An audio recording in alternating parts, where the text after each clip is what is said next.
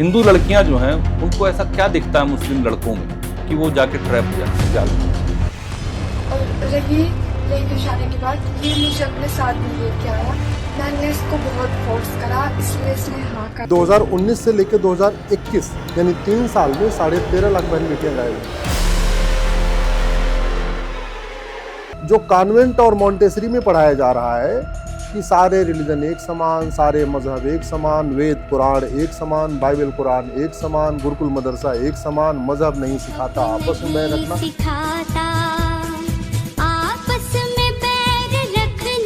ये जो दुनिया भर के फेक नैरेटिव सिखाए जा रहे हैं, उसी का परिणाम ये है।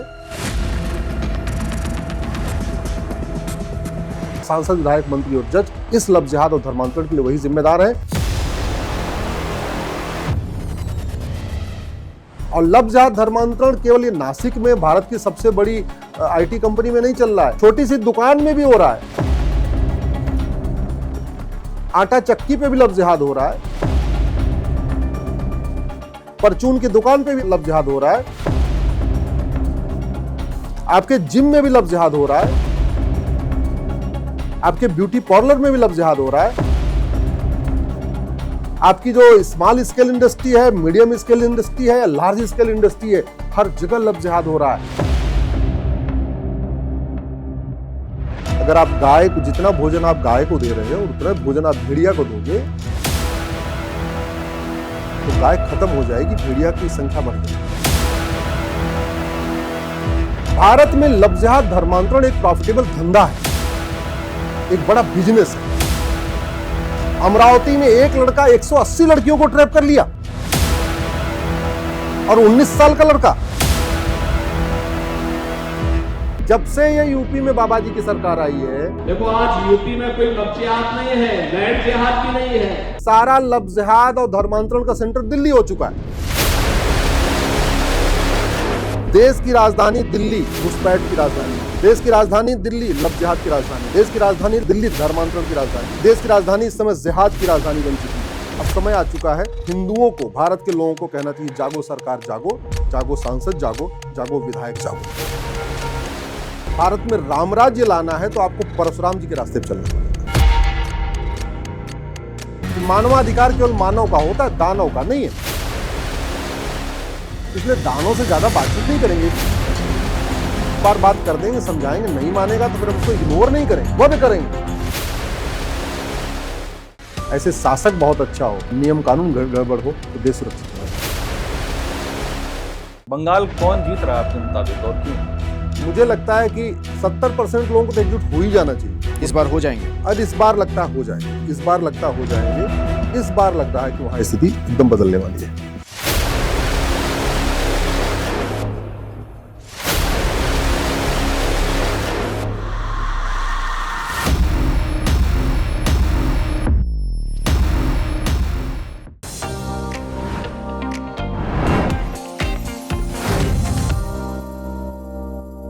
नमस्कार, पॉडकास्ट वाला पर आपका बहुत स्वागत है। मैं धर्मेंद्र द्विवेदी और मेरे साथ मेरे को होस्ट अभिषेक कुमार नीलमणि है। नमस्कार अभिषेक, आज बात होगी देश की दशा, दिशा, सिस्टम, कानून, इन सब पर। और खासतौर से आज के पॉडकास्ट में 2 मुद्दे शामिल रहेंगे। पहला, लव जिहाद जो एक देश की नामी कंपनी में चल रहा था और ऐसे पता नहीं कितने इलाकों में, कितनी कंपनियों में, कितनी दुकानों में, कितने अस्पतालों में चल रहा है और हमें जानकारी नहीं। और दूसरी बात होगी बंगाल की, क्योंकि बंगाल चुनाव है, वहां के वोटर का जो सर हुआ है उसके बारे में बात होगी और क्या फैक्टर्स हैं जो जीत और हार डिसाइड करेंगे, घुसपैठियों की बात। ये बहुत शर्म की बात है कि किसी मल्टीनेशनल कंपनी में प्रॉपर ऑर्गेनाइज तरीके से अगर लव जिहाद चलाया जा रहा है तो ये देखने और सुनने की बात है कि आखिर में कैसे। आप सही कह रहे हैं कि एक कंपनी में पता चला, पता नहीं ऐसी हजारों लाखों कंपनियां होंगी जिनके बारे में आपको जानकारी नहीं है। बिल्कुल नहीं है, और ऑर्गेनाइज तरीके से चल रहा है और किसी को पता नहीं चल रही है, किसी को भनक नहीं लग रही है। तो कहीं ना कहीं एक सवाल जो मेरे मन में था, जो मैं आपसे पॉडकास्ट से पहले भी कह रहा था, कमी हमारे अंदर है क्या? कहीं गलती हम भी कर रहे हैं क्या? कैसे वो लड़कियां उधर फंस जा रही हैं? कैसे हिंदू लड़कियां उधर जाके कैप्चर में आ जा रही हैं, आप उसको एक शब्द जाल में में कह- फंस रही हैं, ट्रैप हो रही हैं, बिल्कुल, जो भी कह रही हैं। तो आज इन्हीं सब मुद्दों पर बात होगी और आज के जो हमारे मेहमान हैं उनके पास ऐसे तथ्य, डेटा भरमार है जिससे पता पड़ता है कि किस तरह से चीजें सुनियोजित तरीके से की जा रही हैं और वो उसके लिए लगातार लड़ाई भी लड़ रहे हैं, बहुत दिनों से, बहुत सालों से आवाज उठा रहे हैं। बहुत सालों से आवाज उठा रहे हैं। PIL मैन कहा जाता है, सुप्रीम कोर्ट के सीनियर एडवोकेट हैं, लॉयर हैं। तो बहुत स्वागत है अश्विनी उपाध्याय जी आपका पॉडकास्ट वाला। बहुत बहुत स्वागत है सर, हमने दो मुद्दों की बात की पहले कि हम बात करेंगे, एक तो लव जिहाद और दूसरा बंगाल की। पहला सवाल मेरा लव जिहाद से जुड़ा हुआ है। आखिर हिंदू लड़कियां जो हैं उनको ऐसा क्या दिखता है मुस्लिम लड़कों में कि वो जाके ट्रैप हो जाती हैं, जाल में फंस जाती हैं? लव जिहाद एक कड़वी सच्चाई है। प्रतिदिन लगभग 1000 बेटियां लव जिहाद का शिकार हो रही हैं और ये मेरा आंकड़ा नहीं है, केंद्र सरकार का आंकड़ा है। केंद्र सरकार के गृह मंत्रालय ने पार्लियामेंट को बताया कि 2019 से लेकर 2021 यानी 3 साल में 13.5 लाख बहन बेटियां गायब हुई हैं। 13 लाख, यानी ऑन एन एवरेज 4.5 लाख। अभी वो आंकड़ा बढ़ के लगभग 5 लाख हो चुका है। 5 लाख बहन बेटियां जो साल में गायब होती हैं, इसमें पुलिस के प्रयास से, समाज के प्रयास से, सांसद विधायक के प्रयास से, रिश्तेदारों के प्रयास से 1.5 लाख बेटियां वापस आती हैं, 3.5 लाख वापस नहीं आती। 3.5 लाख वापस नहीं मिल रही हैं साल में, इसका मतलब 365 दिन होता है और 3.5 लाख बेटियां, इसका मतलब on an average per day 1000 बेटियां हमारी कम हो रही हैं। सवाल आपका था कि ये क्यों, कैसे, क्या ये समस्या चीन में है, क्या ये समस्या जापान में है, क्या ये समस्या सिंगापुर में है, इवन क्या ये समस्या दुबई में है, इवन क्या ये समस्या बहरीन में है, और ये समस्या फिर अगर वहां नहीं है तो भारत में क्यों है? तो भारत की सबसे बड़ी समस्या ये है कि हमने एजुकेशन सिस्टम को नहीं बदला। अंग्रेज चले गए, फिर भी यहाँ पे मॉन्टेसरी मिशनरी चल रहा है, और मुगल चले गए और फिर भी आज मदरसा चल रहा है। पेट के अंदर, माँ के पेट के गर्भ में कोई भी बच्चा लव जिहाद सीख के नहीं आता। लव जिहाद सीखता है, धोखा देना सीखता है, कन्वर्ट करना सीखता है, जिहाद सीखता है, मजहबी उन्माद सीखता है, नफरत सीखता है। ये सब कुछ सीखता है वो पैदा होने के बाद। और कहाँ सीखता है? माँ बाप तो कोई नफरत करना नहीं सिखाते, सामान्यतया वो सीखता है स्कूल में, जो उसकी तालीम होती है। और उस तालीम में भी क्या, उसको किताब क्या पढ़ाई जा रही है। तो डिपेंड करता है कि पैदा होने के बाद बच्चे ने क्या देखा, क्या सुना कानों से, क्या किसके साथ चर्चा किया और क्या किताब पढ़ा। अनफॉर्चुनेटली हमने मुगल 1000 मदरसा खोल के गए थे और यहाँ 3.5 लाख मदरसा हमने खुलवा दिया। अंग्रेज यहाँ 1000 मॉन्टेसरी स्कूल और मिशनरी स्कूल खुलवा के गए थे, हमने यहाँ लगभग वो भी 3.5 लाख खुलवा दिया। और अंग्रेजों के आने के पास हमारे पास 7 लाख गुरुकुल वैदिक स्कूल थे, आज की डेट में वो 7000 भी नहीं बचे। तो दिक्कत क्या हो रही है, जो कॉन्वेंट और मॉन्टेसरी में पढ़ाया जा रहा है कि सारे रिलीजन एक समान, सारे मजहब एक समान, वेद पुराण एक समान, बाइबल कुरान एक समान, गुरुकुल मदरसा एक समान, मजहब नहीं सिखाता, आपस में बैर रखना, ये जो दुनिया भर के फेक नैरेटिव सिखाए जा रहे हैं, उसी का परिणाम ये है कि बहन बेटियों को लगता है सब तो एक समान है, सारे तो इंसान है। उनको नहीं समझ में आता इंसान के पीछे भेड़िया भी है भाई। और इसके लिए केवल वो परिवार जिम्मेदार नहीं, इसके लिए हमारे संविधान की शपथ लेने वाले सांसद, विधायक, मंत्री और जज भी जिम्मेदार है, जिनको लगता सारे रिलीजन एक समान है। देखिए, रिलीजन ऊपर वाले ने नहीं शुरू किया, जो मजहब शुरू किया गया वो व्यक्तियों के द्वारा शुरू किया गया, अलग अलग क्षेत्रों में शुरू किया गया। उस समय की परिस्थितियों को देखते हुए, उस समय की व्यवस्थाओं को देखते हुए, उस समय की बाकी और चीजों को देखते हुए लोगों ने अपना अपना रिलीजन शुरू कर लिया, अपना अपना मजहब शुरू कर लिया। कुछ लोगों ने शुरू किया, बाद में उनको हमने गॉड की तरीके से और भगवान की तरीके उनको मानना शुरू कर दिया, लेकिन थे तो इंसान। अब उनके अगर कर्म देखिए उन्होंने क्या किया, फिर समझ में आएगा अच्छा उन्होंने लिखा क्या और कैसे फॉलो किया, जैसे, और धीरे धीरे कस्टम बन गया। तो इसके लिए ये जो लव जिहाद चल रहा है, इसके लिए हमारा एजुकेशन सिस्टम जिम्मेदार है, हमारे संविधान की शपथ लेने वाले सांसद, विधायक, मंत्री और जज जिम्मेदार हैं, जिन्होंने एजुकेशन सिस्टम नहीं बदला। हमारे जो समाज के पुरोधा हैं, जो समाज को लीड करते हैं, उनके दिमाग में जो ये नार्सिज्म, मैग्लोमोनिया और स्टॉकहोम सिंड्रोम की बीमारी है, ये बीमारी भी की वजह से ये भी सब चल रहा है। और तीसरा, कठोर कानून। ना हमने झूठ बोलने को गंभीर अपराध घोषित किया, ना हमने बरगलाने को सीरियस क्राइम डिक्लेयर किया, ना हमने पहचान छुपा के अपने आप को कुछ और रिप्रेजेंट करने को हमने सीरियस क्राइम डिक्लेयर किया, ना हमने धर्मांतरण को एक सीरियस क्राइम डिक्लेयर किया, ना हमने लव जिहाद को एक सीरियस क्राइम डिक्लेयर किया। तो ये समस्या, इसके लिए सब जिम्मेदार हैं। परिवार, मैं कहता हूं सबसे कम परिवार जिम्मेदार है, क्योंकि परिवार न एजुकेशन सिस्टम ठीक कर सकते, न समाज अपना जुडिशियल सिस्टम ठीक कर सकता है, न समाज कठोर कानून बना सकता है, न समाज मॉन्टेसरी मिशनरी को बंद कर सकता है, न समाज मदरसे को बंद कर सकता है। जो जिम्मेदार हैं इसके लिए सांसद, विधायक, मंत्री और जज, इस लव जिहाद और धर्मांतरण के लिए वही जिम्मेदार हैं। प्रतिदिन 1000 बेटियों का लव जिहाद हो रहा है, लव जिहाद का शिकार हो रही हैं, और प्रतिदिन 1500 परिवारों का धर्मांतरण हो रहा है। 1500 परिवार, एक परिवार में 7 आदमी मान के चलिए, माता पिता पति पत्नी और 2-3 बच्चे, तो प्रतिदिन 10,000 हिंदुओं का धर्मांतरण हो रहा है। प्रतिदिन 10,000 का मतलब साल में 40 लाख हिंदुओं का धर्मांतरण हो रहा है। और ये धर्मांतरण इसलिए भी हो रहा है, लव जिहाद इसलिए भी हो रहा है कि इसलिए बाहर पैसा आ रहा है विदेशों से। खासतौर पे एक कम्युनिटी को एफसीआरए के जरिए आता है, यूरोप देशों से आता है, अमेरिकन से आता है। दूसरे देशों को खाड़ी देशों से आता है, दूसरी कम्युनिटी को खाड़ी देशों से आता है, वो भी एफसीआरए के जरिए आता है, लेकिन खाड़ी देशों से हवाला के जरिए भी आता है। तीसरा, भारत के अंदर जो ड्रग कारोबार चल रहा है, 1 लाख करोड़ का कारोबार चल रहा है ड्रग का, उस ड्रग कारोबार से जो पैसा आ रहा है उसका बहुत बड़ा उसका परसेंटेज इस लव जिहाद धर्मांतरण के ऊपर खर्च हो रहा है। और लव जिहाद धर्मांतरण केवल ये नासिक में भारत की सबसे बड़ी आईटी कंपनी में नहीं चल रहा है, छोटी सी दुकान में भी हो रहा है। आटा चक्की पे भी लव जिहाद हो रहा है, परचून की दुकान पे भी लव जिहाद हो रहा है, आपके जिम में भी लव जिहाद हो रहा है, आपके ब्यूटी पार्लर में भी लव जिहाद हो रहा है, आपकी जो स्मॉल स्केल इंडस्ट्री है, मीडियम स्केल इंडस्ट्री है, लार्ज स्केल इंडस्ट्री है, हर जगह लव जिहाद हो रहा है। और लव जिहाद केवल अनपढ़ अनाड़ी गंवार नहीं कर रहे हैं, वो केवल इलेक्ट्रीशियन, फिटर, प्लम्बर और मैकेनिक नहीं कर रहे हैं। लव जिहाद केवल हवलदार, थानेदार नहीं कर रहे हैं, लव जिहाद डॉक्टर भी कर रहे हैं, इंजीनियर भी कर रहे हैं, प्रोफेसर भी कर रहे हैं। मैं कुछ एक आईएएस अधिकारियों को जानता हूं जो लव जिहाद धर्मांतरण को खुद नहीं करते, प्रमोट करते हैं। क्या बात तो ये कड़वी सच्चाई है, ये कड़वी सच्चाई है। कुछ एक ऐसे लोग भी हैं जो जुडिशरी में है, अलग अलग, वो कोई पेशकार है, कोई मजिस्ट्रेट है, वो भी, उनका भी अगर इंटेंशन आप ठीक से उनके डीप पे जाइए तो पता चला वो भी कहीं न कहीं शामिल है। उससे पता चलता कि जिस हिसाब से वो बेल देते हैं, जिस हिसाब से जल्दी जल्दी जमानत दे देते हैं, जिस हिसाब से पूरा, अरे ये पूरा सिस्टम करप्ट है, पूरा सिस्टम ही करप्ट हो चुका है। सरकार कहाँ है फिर? सरकार आंखें मूंदी हुई है क्या? सरकार को नजर नहीं आ रहा है ये सब कुछ? जितनी चीजें आप बता रही हैं भयावह है। सरकार में जो लोग बैठे हैं वो भी वही मॉन्टेसरी और मिशनरी से पढ़े, उनको भी गलतफहमी बैठी हुई है कि सारे रिलीजन एक समान, गुरुकुल मदरसा एक समान, वेद पुराण बाइबल कुरान एक समान, ये उनको भी दिक्कत है। जो गलतफहमी राजा रणजीत सिंह को थी कि सारे मजहब एक समान, जो गलतफहमी राजा हरि सिंह को थी सारे मजहब एक समान, जो गलतफहमी राजा शशांक को थी, बंगाल के राजा, सारे मजहब एक समान, बस सरकार में जो नंबर 1 कुर्सी पे बैठा है वो मॉन्टेसरी का थोड़ी ना पड़ा। जो गलतफहमी वो पिछले 500-600 साल में थी, वो गलतफहमी अभी तक ठीक नहीं हुई है। इसलिए देखिए हो क्या रहा है, गाय भी जानवर है, एनिमल है, और भेड़िया भी एनिमल है।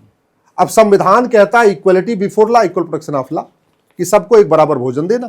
अगर आप गाय को, जितना भोजन आप गाय को दे रहे हो और उतना भोजन आप भेड़िया को दोगे तो गाय खत्म हो जाएगी, भेड़िया की संख्या बढ़ जाएगी। इसलिए ये संविधान की शपथ लेने वालों की ड्यूटी है, भेड़ियों का भोजन बंद करें और गाय को भोजन दें।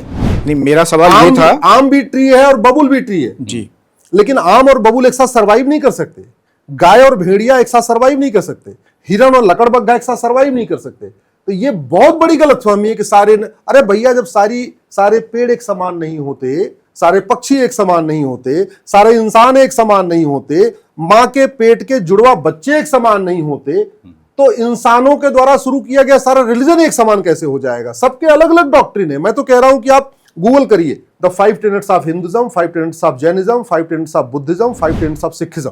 तो जो भारत के अंदर के जो पंथ शुरू हुए, उनके टेनेट से आपको एक तरीके की नजर आएगा, वो धर्म को प्रमोट करने वाले, मजहब को नहीं। दूसरी तरफ आप गूगल करिए 5 tenets of Christianity, 5 tenets Islam, 5 tenets of Judaism, फिर पता चलेगा जमीन आसमान का अंतर है। मेन टेनेट्स में डिफरेंस है, 5 टेनेट्स में डिफरेंस है, और उसके बाद भी करें सारे एक समान है। मैं तो कई बार माननीय सुप्रीम कोर्ट के जजेस को देखता हूं, ऑल रिलीजन्स आर इक्वल। मतलब इतना बड़ा मिथ, अगर ऑल रिलीजन्स आर इक्वल तो फिर गुरु गोविंद सिंह जी की हत्या क्यों हुई? जो लोग कहते हैं सारे मजहब एक समान है, वो गुरु गोविंद सिंह जी का अपमान करते हैं, वो गुरु तेग बहादुर जी का अपमान करते हैं। जो लोग कहते हैं सारे मजहब एक समान, सारे रिलीजन एक समान, वो 4 साहिबजादों का अपमान करते हैं। जो कहते हैं सारे रिलीजन समान, सारे मजहब एक समान, सारी किताबें एक समान, वो छत्रपति शिवाजी महाराज, संभाजी महाराज का अपमान करते हैं। वो हमारे पूर्वजों का अपमान करते हैं, जिन्होंने जजिया दिया, टैक्स दिया, सब कुछ किया, फिर भी कन्वर्ट नहीं किया, इतनी यातनाएं झेली, फिर भी कन्वर्ट नहीं किया। जो लोग कहते हैं सारे रिलीजन एक समान, एक मजहब समान, वो हमारे जो पूर्वजों का बलिदान है ना, एक तरीके से उसका अपमान करते हैं। और वो केवल गलतफहमी में कर रहे हैं। न वेद पढ़ा, न पुराण पढ़ा, न बाइबल पढ़ा, न कुरान पढ़ा, और कह रहे वेद पुराण बाइबल कुरान एक समान। न कभी गुरुकुल में पढ़ाई किया, न मदरसे में पढ़ाई किया, और कह रहे गुरुकुल मदरसा एक समान। गजब का खेल चल रहा है इस भारत में। और ये सामान्य व्यक्ति नहीं, ये विधायिका, कार्यपालिका, न्यायपालिका और ये आपकी खबर पालिका, ये सारी पालिका के लोग इसमें सारी शामिल पालिकाओं की गलतफहमी है। और अल्टीमेटली जब चारों पालिका के लोग ऐसा काम करेंगे तो सामान्य जनता तो यही सोचता है जज साहब क्या कर रहे हैं, सांसद जी क्या कर रहे हैं, वो हमारे पत्रकार महोदय क्या कर रहे हैं, और हमारे कलेक्टर साहब क्या कर रहे हैं। उनको जो सुनता है आम जनता उसी को अडॉप्ट कर लेता है। मेरा सवाल अश्विनी जी सिर्फ इतना है कि जो सबसे टॉप पे बैठा हुआ इंसान है वो मॉन्टेसरी स्कूल से नहीं पढ़ा हुआ है, वो जहां से पढ़ा है, जहां से शिक्षा ली है, ये आपको भी पता है, हमको भी पता है, उनको ये सारी चीजें नजर आ रही हैं, उसके बावजूद क्यों नहीं कार्रवाई हो रही है? क्यों धर्मांतरण बढ़ता जा रहा है? क्यों लव जिहाद बढ़ता जा रहा है? देखिए, अब ये तो मैं नहीं बता सकता हूं जी, लेकिन अगर मेरे पास राजनीतिक शक्ति होती तो मैं पहले कैबिनेट में पहला काम करता, भारत में लव जिहाद और धर्मांतरण खिलाफ कठोर कानून बनाता। वो कानून अगर क्या मेरे होता? पास शक्ति होती तो मैं पहला काम करता, भारत में घुसपैठ खिलाफ कठोर कानून बनाता, जनसंख्या नियंत्रण कानून बनाता और विदेशी फंडिंग बंद करता। वो बात आपकी रह गई। भारत में लव जिहाद धर्मांतरण एक प्रॉफिटेबल धंधा है, एक बड़ा बिजनेस है। आदमी ड्राइवर काम करेगा 20-25 हजार रुपए कमाएगा, इंजीनियर बन जाएगा 50,000, 60,000, 70,000 कमा लेगा, टीचर बन जाएगा तो भी इतना नहीं कमाएगा, सिपाही बन जाएगा, दरोगा बन जाएगा तो 1 लाख रुपए कमा लेगा। लेकिन वो कन्वर्जन कराना शुरू कर दे या लव जिहाद में लड़कियों को ट्रैप करना शुरू कर दे तो फिर वो महीने में 10 लाख, 20 लाख, 25 लाख कमा सकता है। तो रेट बड़ा है। मैं आपको बता रहा हूं, मथुरा में एक लड़का था, ऑटो चलाता था और वो लड़कियों को ऑटो स्कूल तक छोड़ता था। उसको पीछे से इशारा आया कि तेरे को एक लड़की से संबंध बनाने तुझे 2 लाख मिलेंगे, और उसने 50 लड़कियों का टारगेट लिया उस ऑटो चलाने वाले ने, और 23 लड़कियों से संबंध बनाने में कामयाब हो गया और 46 लाख रुपए ले लिए। पैसा आ रहा है। उत्तर प्रदेश का जलालुद्दीन, छांगुर जलालुद्दीन, छांगुर। बरेली वाला लव जिहाद वाला कांड देख ली, कितना बड़ा गैंग। आगरा में लव जिहाद का कितना बड़ा गैंग पकड़ा गया, भोपाल में लव जिहाद का कितना बड़ा गैंग पकड़ा गया, नासिक में लव जिहाद का कितना बड़ा गैंग पकड़ा गया, अमरावती में एक लड़का 180 लड़कियों को ट्रैप कर लिया, और 19 साल का लड़का। ऐसे कैसे हो सकता है? जब तक पीछे से कोई मोटिवेशन ना हो। तो जब तक वो कहते नहीं, चूल्हा तब बंद होगा जब पीछे से गैस आप बंद कर दीजिए। गैस बंद कर दीजिए, चूल्हा बंद हो जाएगा। अगर आप गैस सप्लाई नहीं बंद करेंगे और मुंह से फूक फूक के चूल्हा बुझाएंगे तो आपका मुंह जल जाएगा। चूल्हा बंद करने का एक ही सिस्टम होता, पीछे से गैस सप्लाई काट दीजिए। इस देश में अंदर से जो ड्रग कारोबार चल रहा है, जब तक ये नहीं बंद होगा, फंडिंग नहीं बंद होगी। FCRA कानून खत्म नहीं होगा, फंडिंग नहीं बंद होगी। हवाला के खिलाफ कठोर कानून नहीं बनेगा, फंडिंग नहीं बंद होगी। और फंडिंग नहीं बंद होगी तो लव जिहाद धर्मांतरण नहीं बंद होगा। कठोर कानून नहीं बनेगा, लव जिहाद धर्मांतरण नहीं बनेगा। 12 राज्यों ने अब तक कानून बना दिया। लव जिहाद धर्मांतरण राष्ट्रीय समस्या, एक राज्य की समस्या नहीं। कानून ये पार्लियामेंट में बनना चाहिए, संसद में बनना चाहिए, न कि राज्यों के द्वारा बनना चाहिए। अभी हो क्या रहा है, यूपी में कानून बन गया तो अब आपका मयूर विहार दिल्ली में है और आपका नोएडा सेक्टर 15 यूपी में है। यानी सेक्टर 15 में आप लव जिहाद करेंगे तो आप पकड़े जाएंगे, आपके खिलाफ धारा लगेगी। तो वो सेक्टर 15 में क्यों करेगा नोएडा में? अरे रोड क्रॉस करके मयूर विहार में चला जाएगा ना दिल्ली, बिल्कुल सही, वहां जाके धर्मांतरण कराएगा। इसलिए जब से ये यूपी में बाबा जी की सरकार आई है, सारा लव जिहाद और धर्मांतरण का सेंटर दिल्ली हो चुका है। क्यों? क्योंकि दिल्ली में वो कानून लागू होता है जो पार्लियामेंट में बनता है। दिल्ली सरकार लव जिहाद पे कानून बनाई नहीं है, धर्मांतरण पे कानून बनाई, तो दिल्ली में तो लागू हो रहा है BNS, और BNS में लव जिहाद धर्मांतरण पे कोई प्रोविजन नहीं है। तो इसलिए सारे जिहादियों के लिए जो सेंटर बना है, भारत की राजधानी जिहादियों का सेंटर बन चुकी है, उनका केंद्र बन चुकी है। क्यों? क्योंकि वहां पे लव जिहाद के खिलाफ कानून नहीं है, धर्मांतरण के खिलाफ कानून नहीं है। देश की राजधानी दिल्ली घुसपैठ की राजधानी है, देश की राजधानी दिल्ली लव जिहाद की राजधानी है, देश की राजधानी दिल्ली धर्मांतरण की राजधानी है, देश की राजधानी इस समय जिहाद की राजधानी बन चुकी है। बहुत बड़ा आरोप। बड़े बड़े देखिए ना, कि एक से बढ़कर एक पकड़े जा रहे हैं, एक से बढ़कर एक पकड़े जा रहे हैं। डॉक्टर आ रहा, बम विस्फोट कर रहा। अल्फलाह वाले सारे कहां मिले? दिल्ली में मिले। अल्फलाह में जितने डॉक्टर पकड़े कहां सारे मिले? दिल्ली। क्यों? कभी आपने सुना कोई बीजिंग में कोई जाके बम फोड़ रहा हो? कभी आपने टोक्यो में सुना कभी जाके कोई बम फोड़ रहा हो? नहीं सुना। कभी सिंगापुर में आपने सुना कोई डॉक्टर वहां बम फोड़ रहा हो? यही सारे फोड़ रहे, क्योंकि न शिक्षा में संस्कार है, न फंडिंग बंद हुई है, न कानून का खौफ है। एक बात याद रखिएगा, इंसान जो ऊपर वाले से नहीं डरता ना, वो भी सजा से डरता है। मंदिर में बहुत सारे ऐसे लोग भी आते हैं जो भगवान से नहीं डरते, इनके लिए CCTV लगाई जाती है, वो कैमरे से डरते हैं। मंदिर में बहुत सारे ऐसे लोग आते हैं, ये सही एग्जांपल दिया, जो भगवान से नहीं डरते, वो पुलिस के डंडे से डरते हैं, CCTV से डरते हैं, सजा से डरते हैं। इंसान भगवान से डरता है, मानव भगवान से डरता है, दानव भगवान से नहीं डरता। दानव केवल और केवल अपने फांसी के फंदे से डरता है। जितना आपका फांसी का फंदा मजबूत होगा उतना वो डरेगा, वरना ये दानवों की संख्या बढ़ती और दाने तो दानों की संख्या बढ़ेगी। भारत कहां पे है और चीन, जापान, सिंगापुर कहां पे है। और अभी अगर हमने चीन, जापान, सिंगापुर के सिस्टम को नहीं समझा तो आने वाले टाइम में हम पाकिस्तान, अफगानिस्तान, बांग्लादेश के रास्ते पे चले जाएंगे। ये नासिक वाला केस आप कैसे देखते हैं? नासिक का टीसी, नासिक का ये नासिक का मैटर आया, मेरा धर्मांतरण का मैटर तो पहले ही चल रहा था मैंने, लेकिन उसमें फिर से एक एप्लीकेशन फाइल किया है और उसमें सुप्रीम कोर्ट से मांग किया है कि सबसे पहले आप लव जिहाद और धर्मांतरण को ऑर्गेनाइज क्राइम डिक्लेयर करिए। ये अनऑर्गेनाइज तरीके से नहीं होता, वेल ऑर्गेनाइज्ड होता है। बिल्कुल। और ऑर्गेनाइज क्राइम से निपटने के लिए जो नया वाला बीएनएस बना उसमें सेक्शन 111 है, लेकिन पुलिस उसको यूज नहीं कर रही क्योंकि उसमें लिखा ही नहीं है कि लव जिहाद धर्मांतरण ऑर्गेनाइज। देखिए कानून बनाने वाले भी कैसे एसी के कमरे में लगता है कॉफी पीते पीते बनाते हैं, ऐसे लगता है वो ग्राउंड उनको कुछ नहीं पता, उनको ग्राउंड रियलिटी से एकदम दूर है, वो पता ही नहीं उनको ग्राउंड पे क्या चल रहा है। ऑर्गेनाइज क्राइम के लिए धारा सेक्शन 111 है बीएनएस में, उसमें चोरी, डकैती, गाड़ी की चोरी, ये सब ऑर्गेनाइज क्राइम है। लेकिन लव जिहाद धर्मांतरण ऑर्गेनाइज क्राइम, सबसे बड़ा ऑर्गेनाइज तो लव जिहाद धर्मांतरण है, लेकिन वो उसमें शामिल नहीं। हमने सेक्शन 113 बनाया बीएनएस में, एक्ट ऑफ टेररिज्म, उसमें हमने एक्ट लव जिहाद धर्मांतरण को एक्ट ऑफ टेररिज्म डिक्लेयर नहीं किया। सेक्शन 147 है वेजिंग वॉर, हमने लव जिहाद धर्मांतरण को उसमें शामिल नहीं किया। सेक्शन 152 है हमारी संप्रभुता के लिए खतरा, उसमें हमने लव जिहाद धर्मांतरण को शामिल नहीं किया। लव जिहाद और धर्मांतरण धर्मेंद्र जी आतंकवाद से भी ज्यादा खतरनाक है।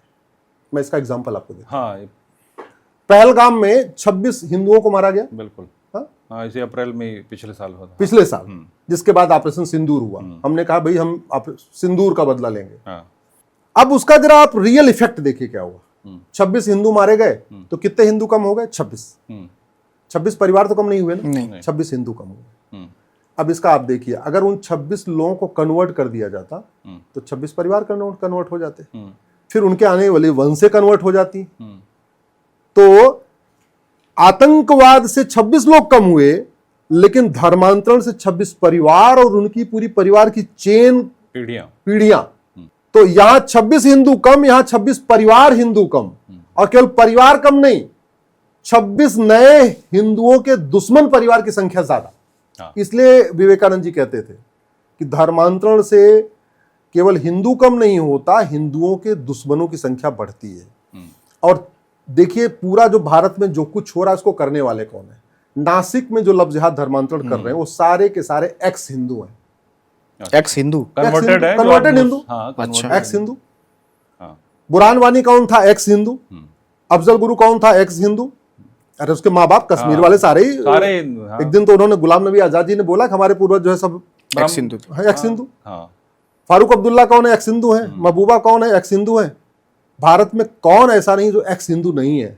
याकूब मेनन कौन था? एक्स हिंदू। जितने पत्थरबाजी करने वाले कौन? एक्स हिंदू। जितने अलगाववादी पकड़े जा रहे हैं सारे एक्स हिंदू।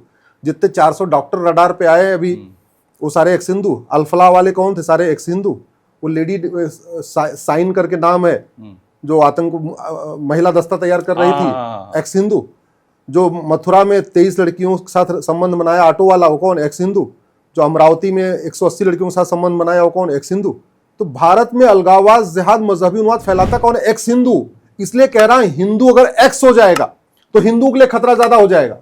हिंदू को अगर आतंकवादी मारेगा तो केवल उतने हिंदू कम हो जाएंगे, बस इससे ज्यादा कुछ नहीं होगा। लेकिन अगर वो कन्वर्ट हो जाएंगे तो हमारे लिए बड़ा खतरा। इसलिए मैं कहता हूं लव जिहाद धर्मांतरण हमारी राष्ट्र की सुरक्षा के लिए खतरा है।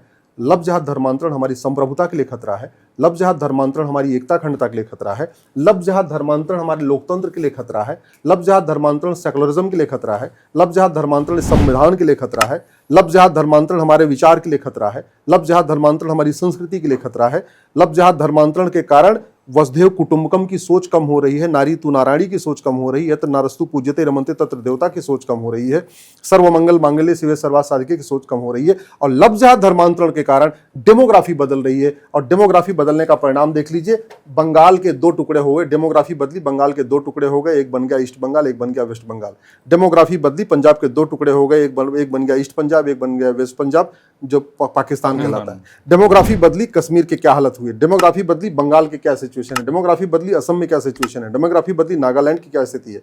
डेमोग्राफी बदली, आपकी मेघालय की क्या स्थिति है। और इस समय 9 राज्यों की डेमोग्राफी बदल चुकी है। 28 राज्य हैं, 8 केंद्र शासित प्रदेश, टोटल हो गए 36 में से 9 राज्यों की डेमोग्राफी बदल गई, यानी 25% राज्यों की डेमोग्राफी बदल गई है। 800 जिले हैं, उसमें से 200 जिलों की डेमोग्राफी बदल चुकी है, यानी 25% जिलों की डेमोग्राफी बदल चुकी है। 6000 तहसीलें हैं, उसमें से 1500 तहसीलों की डेमोग्राफी बदल चुकी है, यानी 25% तहसीलों की डेमोग्राफी बदल चुकी है। भारत के बॉर्डर पे कुल 300 तहसीलें हैं, उसमें से बॉर्डर की 300 तहसीलों की डेमोग्राफी बदल चुकी है, अरे बाप। यानी बॉर्डर की 100% तहसीलों की डेमोग्राफी बदल गई है। चाहे उत्तराखंड का बॉर्डर हो, पंजाब का बॉर्डर हो, बिहार का बॉर्डर हो, झारखंड का बॉर्डर हो, असम का बॉर्डर हो, बंगाल का बॉर्डर हो, गोवा का बॉर्डर हो, महाराष्ट्र का बॉर्डर हो, गुजरात का बॉर्डर हो, राजस्थान का बॉर्डर हो, बॉर्डर पूरा बदल चुका है। ये हमारे लिए बहुत बड़ा खतरा है। पर ये सही कैसे और होगा? ये जो डेमोग्राफी में जो बदलाव आया है, ये कैसे हुआ है? लफ्ज़ जिहाद के कारण, धर्मांतरण के कारण, घुसपैठ के कारण, जनसंख्या विस्फोट के कारण। अब सही कैसे होगा? तो खत्म सही होगा। सही समाज नहीं कर सकता। लोग कहते हैं समाज बदलने, समाज जागो, हिंदू जागो, जागो हिंदू जागो। मुझे समझ में नहीं आता हिंदू जाके क्या करेगा? हिंदू जाके घुसपैठियों को मार के डंडे, 2-4 डंडे मार सकता है क्या? घुसपैठियों पर कोई कार्रवाई नहीं होगी। जो घुसपैठियों को मारेगा उस पर पहले FIR हो जाएगा। हिंदू जाएगा चंगाई सभा को रोकने, चंगाई सभा वालों पे FIR बाद में होगा, क्योंकि राष्ट्रीय स्तर पर धर्मांतरण का कोई कानून नहीं है। हाँ, जो चंगाई सभा रोकने जाएगा उस पर पहले FIR हो जाएगा। हिंदू जाके करे। हिंदू जाके FCRA खत्म कर सकता है क्या? हिंदू जाके विदेशी फंडिंग खत्म कर सकता है क्या? हिंदू जाके भारत में 1 लाख करोड़ का ड्रग कारोबार खत्म कर सकता है क्या? हिंदू जाके जो भारत की डेमोग्राफी तेजी से बदल सकती है वो खत्म कर सकता है क्या? हिंदू जागने के बाद 18 बच्चे पैदा कर सकता है क्या करे हिंदू?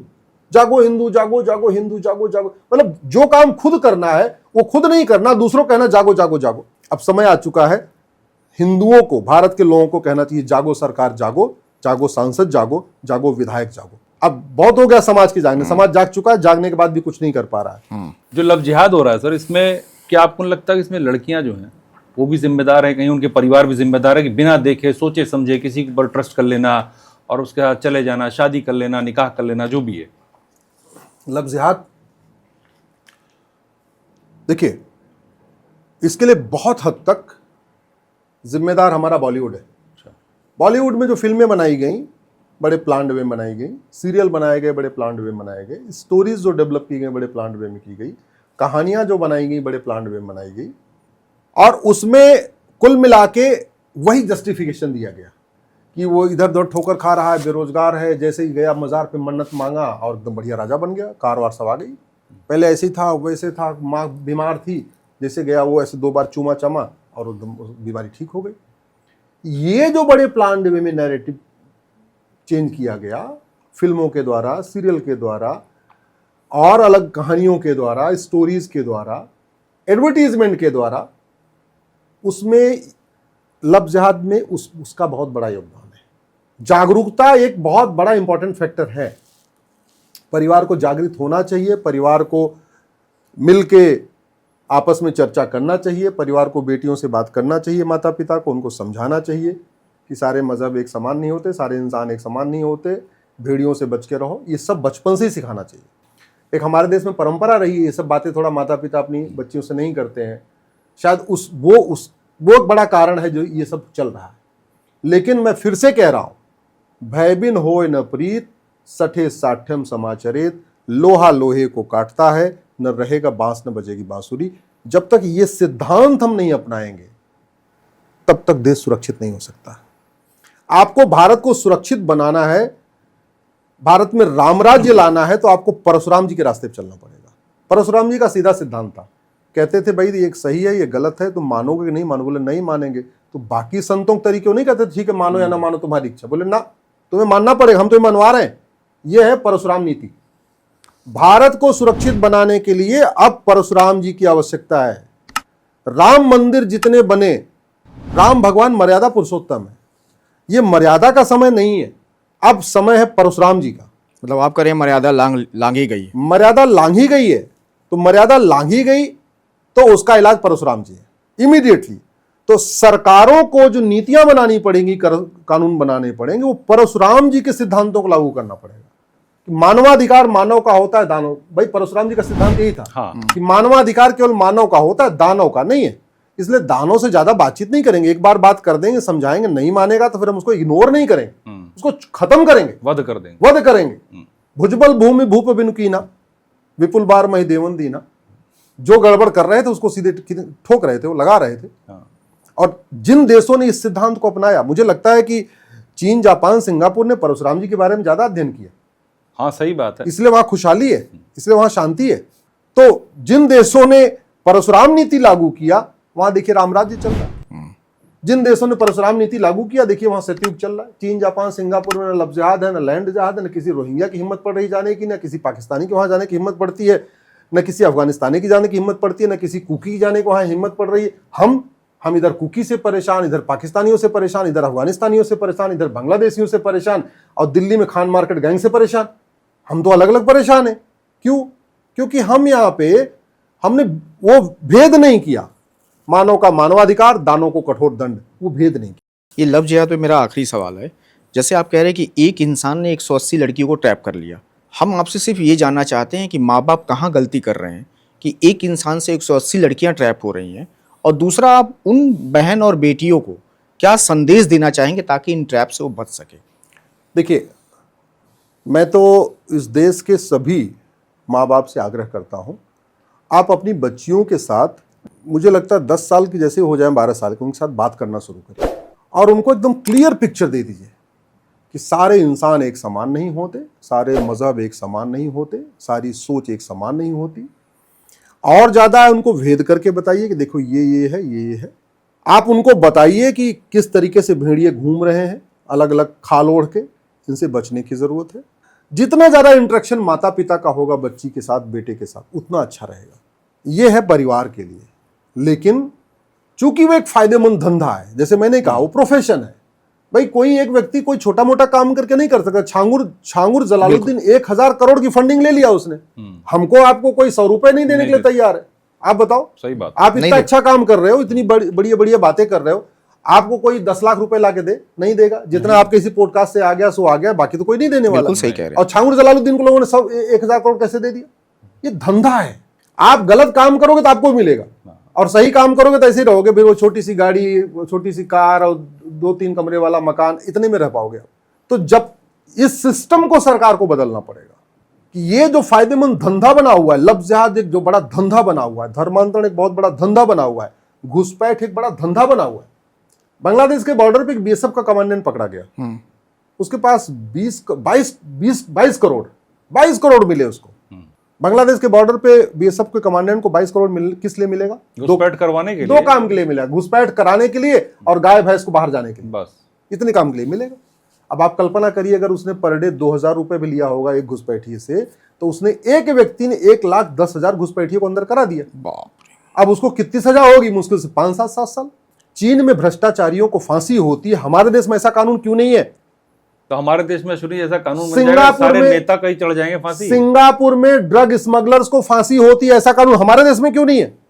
इजराइल में, रूस में घुसपैठियों को और उनके मददगारों को आजीवन कारावास होता है, ऐसा कानून हमारे देश में क्यों नहीं है? तो वो बात तो सही कह रहे हैं ना, फिर सारे नेता फांसी चढ़ जाएंगे। बहुत इसीलिए मैं कहता हूं अब समय आ चुका है, जनता को कुछ करना पड़ेगा, क्रांति करनी पड़ेगी।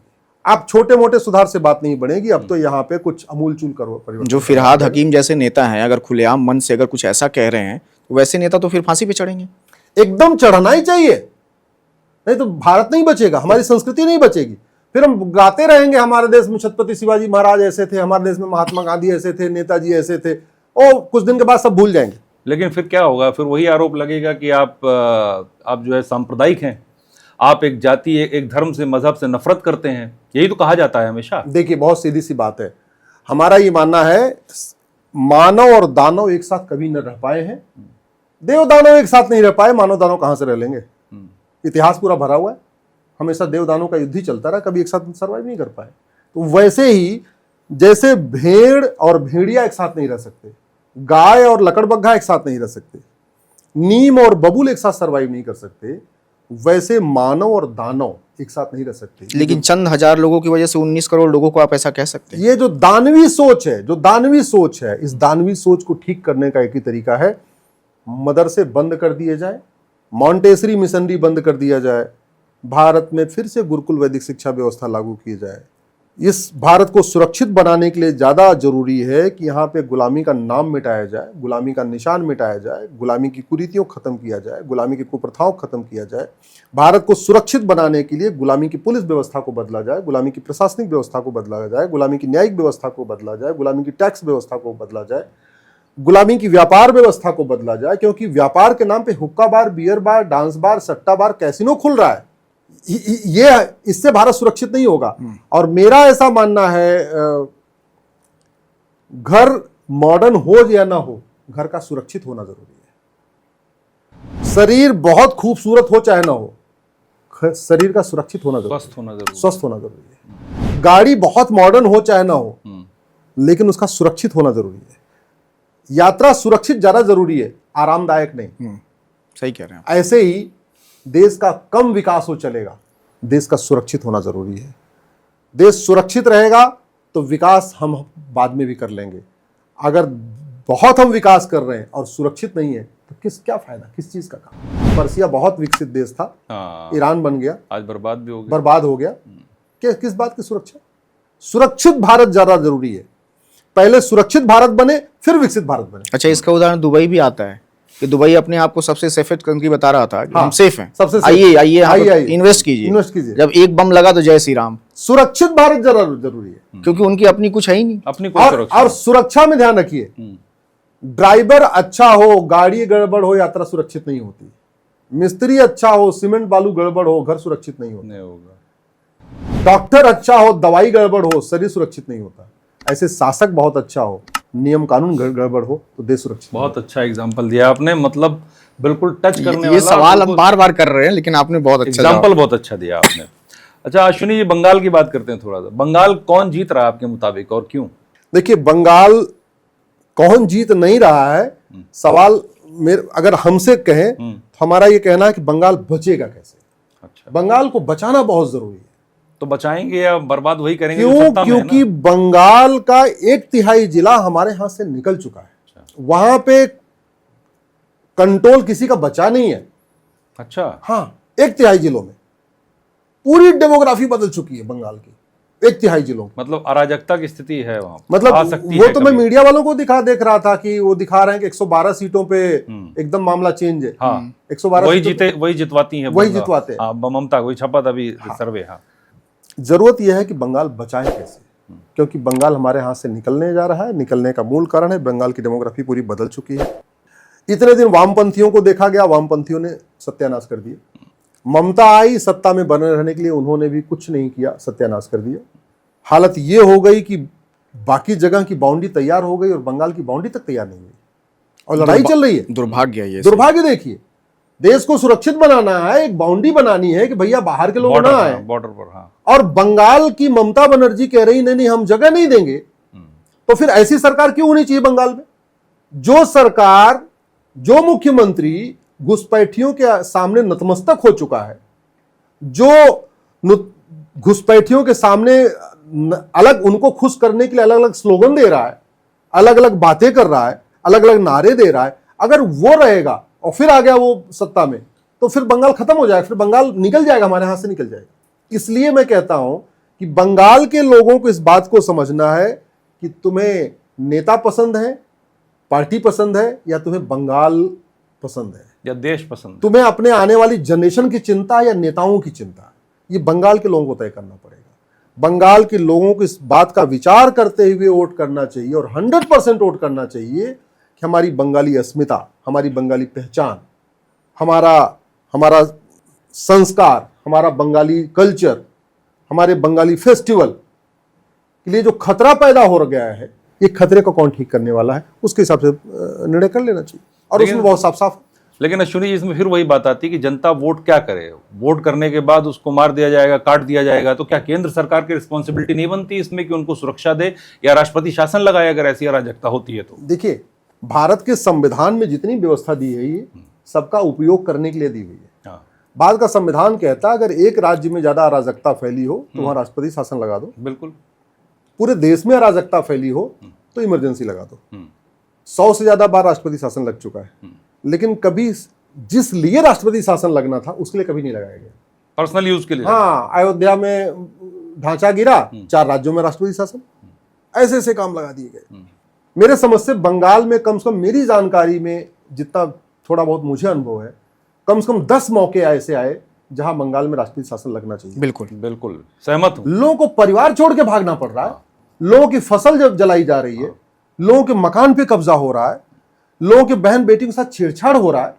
अगर ऐसे में राष्ट्रपति शासन नहीं लगेगा तो फिर राष्ट्रपति शासन लगेगा कहीं? फिर तो इसको संविधान से निकाल के फेंक देना चाहिए। बिल्कुल, मेरा भी यही ये मानना है। व्यवस्था है इसमें संविधान में, इसलिए भाई संविधान में लिखा है, संविधान निर्माताओं पर क्यों नहीं लग पा रहा है? मैं भी ये क्यों नहीं जानना लग पा रहा है, मुझे समझ में नहीं आ रहा है। या तो इस बात को लेकर चिंता थी कि अगर राष्ट्रपति शासन लगा देंगे तो बंगाली लोग कहेंगे, लोग देखिए जी हमारे देश में, हमारे राज्य में राष्ट्रपति शासन लग गया। अच्छा, बंगाली लोग थोड़ा अलग तरीके से सोचते भी हैं, उनकी एक अलग तरीके की सोच है। कहीं उस मतलब या तो वो डिसीजन लेने में, कहीं अल्टीमेटली जो ये डिसीजन होते हैं पॉलिटिकल डिसीजन, वो इस बात को ध्यान में रखते हुए होते हैं इसमें पॉलिटिकल लाभ है या पॉलिटिकल नुकसान। पर उनको खतरा तो है ना, जो बंगाली वहां रह रहे हैं। अगर डेमोग्राफी बदल रही है जिस तरीके से आप बता रहे हैं, खतरा तो उनको भी है। जैसे आप कल्चर की खतरा बात नहीं, पलायन कर रहे हैं, कर ही रहे हैं, पलायन कर रहे हैं। पूरा मुर्शिदाबाद खाली हो चुका है। अरे वो बॉर्डर वाला छोड़िए मुर्शिदाबाद, यहाँ लोग कलकत्ता से पलायन कर रहे हैं। मैं एक बार कलकत्ता में गया, मेरा कार्यक्रम था, तो वहां पे पेपर में बड़ा बड़ा ऐड आया था, दुबई में प्रॉपर्टी का एक मेला लगा था, फेस्टिवल चल रहा था। तो मैंने कहा ये Dubai festival, property festival Calcutta में क्यों लगा हुआ है? क्या यहाँ के लोग दुबई शिफ्ट हो रहे हैं? बोले हाँ जी शिफ्ट हो रहे हैं। मतलब लोगों को कलकत्ता असुरक्षित लग रहा है, दुबई सुरक्षित लग रहा है। लोग कलकत्ता और दुबई कौन जाएगा? सारे संभ्रांत लोग जाएंगे, बड़े लोग जाएंगे ना, बड़े बिजनेसमैन जाएंगे ना। तो जितने व्यापारी, जितने वो, कोई सूरत में अपना पहले से स्टैंड बाई सिस्टम क्रिएट कर लिया है, किसी ने अपना दुबई में व्यवस्था कर लिया, कोई कर लिया। ये जो पलायन चल रहा है वहां, क्योंकि लोगों को लगता है, उनके पास घर तो बहुत मॉडर्न है, लेकिन उनके दिमाग में है बंगाल हमारे लिए सुरक्षित नहीं है, कलकत्ता हमारे लिए सुरक्षित नहीं है। इसलिए वो पहले से कोई दुबई मकान खरीद रहा है, कोई मुंबई मकान खरीद रहा है, कोई इंदौर मकान खरीद रहा है। जो छोटे मोटे हैं वो मतलब जिनको जहां मौका मिल रहा है वो स्टैंड बाई अपनी व्यवस्था करके चल रहे हैं कि यार कल को कोई ऐसी हो सकती है, हमें यहाँ सब कुछ छोड़ के भागना पड़ेगा। मैं सहमत हूँ इस बात से। मेरी किसी से बात हुई तो मध्यम वर्ग के जो हैं, कलकत्ता में रहते हैं, वो नोएडा में भी चाहते हैं कि मकान ले लूँ मैं, और बोले कि वहाँ की स्थितियाँ ठीक नहीं है। नहीं, आप जरा देखिए वहां की लॉ एंड ऑर्डर की सिचुएशन देखिए। लोगों की दुकान है, ठीक है, और 100 साल पुरानी दुकान है, 50 साल, और सामने ठेला लगा के खड़े हो गए, उनका शोरूम इस तरीके ढक गया। और वहां के प्रशासन की इतनी हिम्मत नहीं है कि वो इलीगली जो ठेले खड़े हो गए उनको हटवा दे, क्योंकि सरकार नहीं चाहती। सरकार नहीं चाहती। और इलीगल ठेले किसके हैं? अब सरकार क्यों नहीं कर रही है? क्योंकि जो पीछे वाली दुकान है उसके घर में 4 वोट है, और सामने वाला जो ठेला है उसके घर में 24 वोट है। तो पॉलिटिक्स में लोग 2 चीजों का ध्यान रखते हैं, वोट कैसे आएगी और नोट कैसे आएगी। उनको पता है सामने वाले ठेले वाले घर में 24 वोट है, इसलिए इसको नाराज नहीं करना। और पीछे वाला भी दुकान खोल के बैठा है, ये तो नोट देगा। तो फिर तो ममता कभी नहीं हारेंगे जिस हिसाब से आप बता रहे हो। मेरा मानना है कि शायद अब की बार ऐसा नहीं होना है। अब की बार मुझे लगता है वहां की स्थिति बदलने जा रही है। क्यों? उसका ऐसा क्या हो रहा है? बड़ा कारण ये रहा कि पिछले 15 साल में एक समय आता है कि लोगों को लगता है यार अब ठीक है, अब लोग समझ में आ गया नहीं, ममता जी सरेंडर कर चुकी है। वो बंगाल हित के नहीं चिंतित नहीं है, वो राष्ट्र हित के बारे में चिंतित नहीं है, बंगाल के लोगों की भविष्य के बारे में चिंतित नहीं है। ले दे के वो सत्ता में रहना चाहती है। एन केन प्रकार वो सबको सरेंडर करती जा रही हैं। वो न घुसपैठियों को रोक रही हैं, न घुसपैठियों को भगा रही हैं। हालत ये हो गई है कि बाउंड्री तक नहीं बनने दे रही हैं, जमीन तक नहीं दे रही हैं। बीएसएफ वहां जा रहे हैं बॉर्डर पे, तो उसके साथ मतलब कॉन्फ्लिक्ट कर रही हैं। ये बात मतलब जो घुसपैठ की समस्या थी इस बंगाल के चुनाव में सबसे बड़ा मुद्दा बन चुकी है, और उससे सब परेशान हैं। आसनसोल के लोग भी परेशान हैं, कलकत्ता के लोग भी परेशान हैं, मुर्शिदाबाद वाले तो परेशान है ही हैं, गंगा सागर वाले भी परेशान हैं। मैं एक बार कलकत्ता से गंगा सागर जा रहा था पिताजी को लेके, उनको गंगा सागर की कहते नहीं दर्शन, सारे सागर बार गंगा सागर एक बार। हाँ, तो पिताजी की इच्छा थी तो मैं माता पिताजी को ले गया। मैं कलकत्ता से जब जा रहा था गंगा सागर, रास्ते में ऐसे बहुत सारे कस्बे आए छोटे छोटे, जहां लगा कि ये हम भारत में नहीं है, बांग्लादेश या पाकिस्तान में। हाँ, बांग्लादेश पाकिस्तान में। पूरी डेमोग्राफी बदल गई एकदम लास्ट मोमेंट तक। जब तक मैं गंगा सागर नहीं पहुंचा, देखा दोनों तरफ सड़क के किनारे एकदम पूरी डेमोग्राफी बदली हुई है। यह हालत हो गई है। और कहते हैं हम सारे तीर्थ बार बार गंगा सागर एक बार। हाँ। तो जहां गंगा सागर की डेमोग्राफी बदल चुकी है, गंगा सागर के आसपास की डेमोग्राफी बदल चुकी है, कलकत्ता की डेमोग्राफी बदल गई, आपके हावड़ा की डेमोग्राफी बदल गई, आसनसोल की डेमोग्राफी बदल गई, फिर कलकत्ता बंगाल में तो बचा। आप ये कह रहे हैं कि जो लगभग वहां पे 30% हैं वो अलग एकजुट होंगे और बाकी 70% अलग एकजुट होंगे, तभी तो ममता हारेंगी। मुझे लगता है कि 70% लोगों को तो एकजुट हो ही जाना चाहिए। इस बार हो जाएंगे। और इस बार लगता है हो जाएंगे, इस बार लगता है हो जाएंगे, इस बार लग रहा है कि वहां स्थिति एकदम बदलने वाली है। इसमें जो SIR का डेटा है उसमें एक आया है कि करीब 90-91 लाख वोट काटे गए हैं, तो उससे कुछ फर्क देख रहे हैं आप? नहीं, SIR की जब मैंने PIL फाइल किया तो मैंने कहा था भारत में 5 करोड़ फर्जी वोटर है। अच्छा, पहला PIL आप ही डाल के। पहला PIL मैंने फाइल किया था। अच्छा। और फिर SIR का विरोध करने के लिए लगभग 20 PIL और आ गई हैं। उसमें बड़े बड़े नेता हैं, कांग्रेस के नेता हैं, RJD के नेता हैं, TMC के नेता, अलग अलग पार्टियों के नेता हैं, जिनका वोट बैंक है बेसिकली। हाँ, जिनको सीधी बात कहा जाए, जो फर्जी वोट के लाभार्थी जो है, हाँ, वोट के लाभार्थी, बेनिफिशियरी, हाँ, सही बात है। जो फर्जी वोट के लाभार्थी हैं वो सब अपना आ गए कोर्ट में। उसमें बहुत सारे लोग हैं, नाम क्यों लेना, बहुत सारे सांसद हैं, बहुत सारे वर्तमान सांसद हैं, बहुत सारे भूतपूर्व सांसद हैं, और जो सांसद नहीं आ पाए कोर्ट में, उसमें जो सुप्रीम कोर्ट के वो सांसद जो वकालत करते हैं वो बाकायदा उनको रिप्रेजेंट कर रहे हैं। अच्छा। तो कम से कम 8-10 सांसद जो सुप्रीम कोर्ट में वकालत करते हैं वो एज ए वकील अपीयर हो रहे हैं। 8-10 सांसद एज ए पिटिशनर उसमें आए हुए हैं। ऐसी लगभग 20 पिटीशन है जो SIR के खिलाफ है। मेरी PIL है कि पूरे देश में SIR होना चाहिए, रेगुलर इंटरवल पे होना चाहिए, हर 5 साल पे होना चाहिए। ये नहीं कि एक बार कर लिया फिर 25 साल के लिए सो गए ना, हमने कहा हर 5 साल पे होना चाहिए SIR। तो मैंने आंकड़ा दिया था कि 5 करोड़ निकलेंगे। तो पहला हुआ है SIR बिहार में, उसमें मेरा आंकड़ा था 25 लाख का, वहां निकले 65 लाख। अरे बाप। ठीक है। हमने यूपी के बारे में 1 करोड़ का दिया था, यहाँ पे भी लगभग 2.5 करोड़ से ज्यादा निकल गए, 2.5 से 3 करोड़ के बीच में निकल गए। हाँ। हमने बंगाल में दिया था लगभग 50 लाख का। अच्छा। वो भी आंकड़ा जस्ट डबल हो गया। हाँ। तो हमने सोचा था पूरे भारत में 5 करोड़ निकलेंगे, और अभी केवल 13 राज्यों में SIR हुआ और 13 करोड़ फर्जी वोट निकले। 13 करोड़। और कैसे कैसे निकले? बंगाल में एक कॉलोनी है, उसका नाम क्या था, गुलशन कॉलोनी। हाँ, गुलशन कॉलोनी। वहां 2 लाख वोटर रहते हैं, 2 लाख, और SIR में कल 12,000 मिले। 12,000। 1,88,000 गायब। तो ये जो घुसपैठ, अच्छा इसमें मैं ये नहीं कर रहा हूँ सारे घुसपैठिए हैं, इसमें बहुत सारे ऐसे भी लोग हैं जो मर गए थे, उनका नाम चल रहा था, बहुत सारे ऐसे लोग वो कहीं शिफ्ट हो गए, उनका नाम चल रहा है, ऐसे अलग अलग भी हैं। फिर मैंने एक और PIL फाइल किया। एक बंगाल में बड़ा खेल हो रहा था, उसके लिए मैंने और PIL फाइल किया। अच्छा। बंगाल में क्या हो रहा था, बंगाल में नहीं बल्कि कहीं और कई जगहों पे ऐसे होता है, केवल बंगाल में नहीं होता। जो 18 साल से ऊपर है उनका तो वोटर ID में नाम है। हाँ। लेकिन 18 साल से कम उम्र की लड़कियां भी वोट देती हैं। वो कैसे देती हैं? बुर्का पहन के। और लड़कियां ही नहीं, लड़के भी वोट देते हैं। वो कैसे? बुर्का पहन के। बुर्का पहन के हाँ, लड़के और लड़कियां 18 साल से कम उम्र वाले। हाँ। क्योंकि 18 से ऊपर तो वोट देने गए तो उनका तो स्याही लग गई, तो वो तो दोबारा नहीं आ सकते। लेकिन 18 से ऊपर वालों का नाम है, लेकिन वो नहीं रह रहे उस क्षेत्र में, मान लो मुंबई चले गए कहीं, गंवाने धमात, उनकी वोट है वहां पे, उनकी जगह 18 साल से कम उम्र के लड़के और लड़कियां बुर्का पहन के वोट देते हैं। तो मैंने एक और PIL फाइल किया कि अब आप हर एक पोलिंग बूथ पे एक बायोमेट्रिक स्कैनर लगाइए, फिंगरप्रिंट का स्कैनर लगाइए, और एक आइरिस स्कैनर लगाइए। हाँ। जिससे ये कंफर्म हो जाए कि वो जिसका आधार है वही वोट कर रहा नहीं कर रहा, सबका कनेक्ट रहता ही है। और मुझे खुशी है कि जैसे SIR पे मानी सुप्रीम कोर्ट ने केंद्र सरकार के अलावा सभी राज्य सरकारों को नोटिस जारी किया, हमारी इस वाली PIL भी केंद्र सरकार और सभी राज्य सरकारों को नोटिस जारी किया।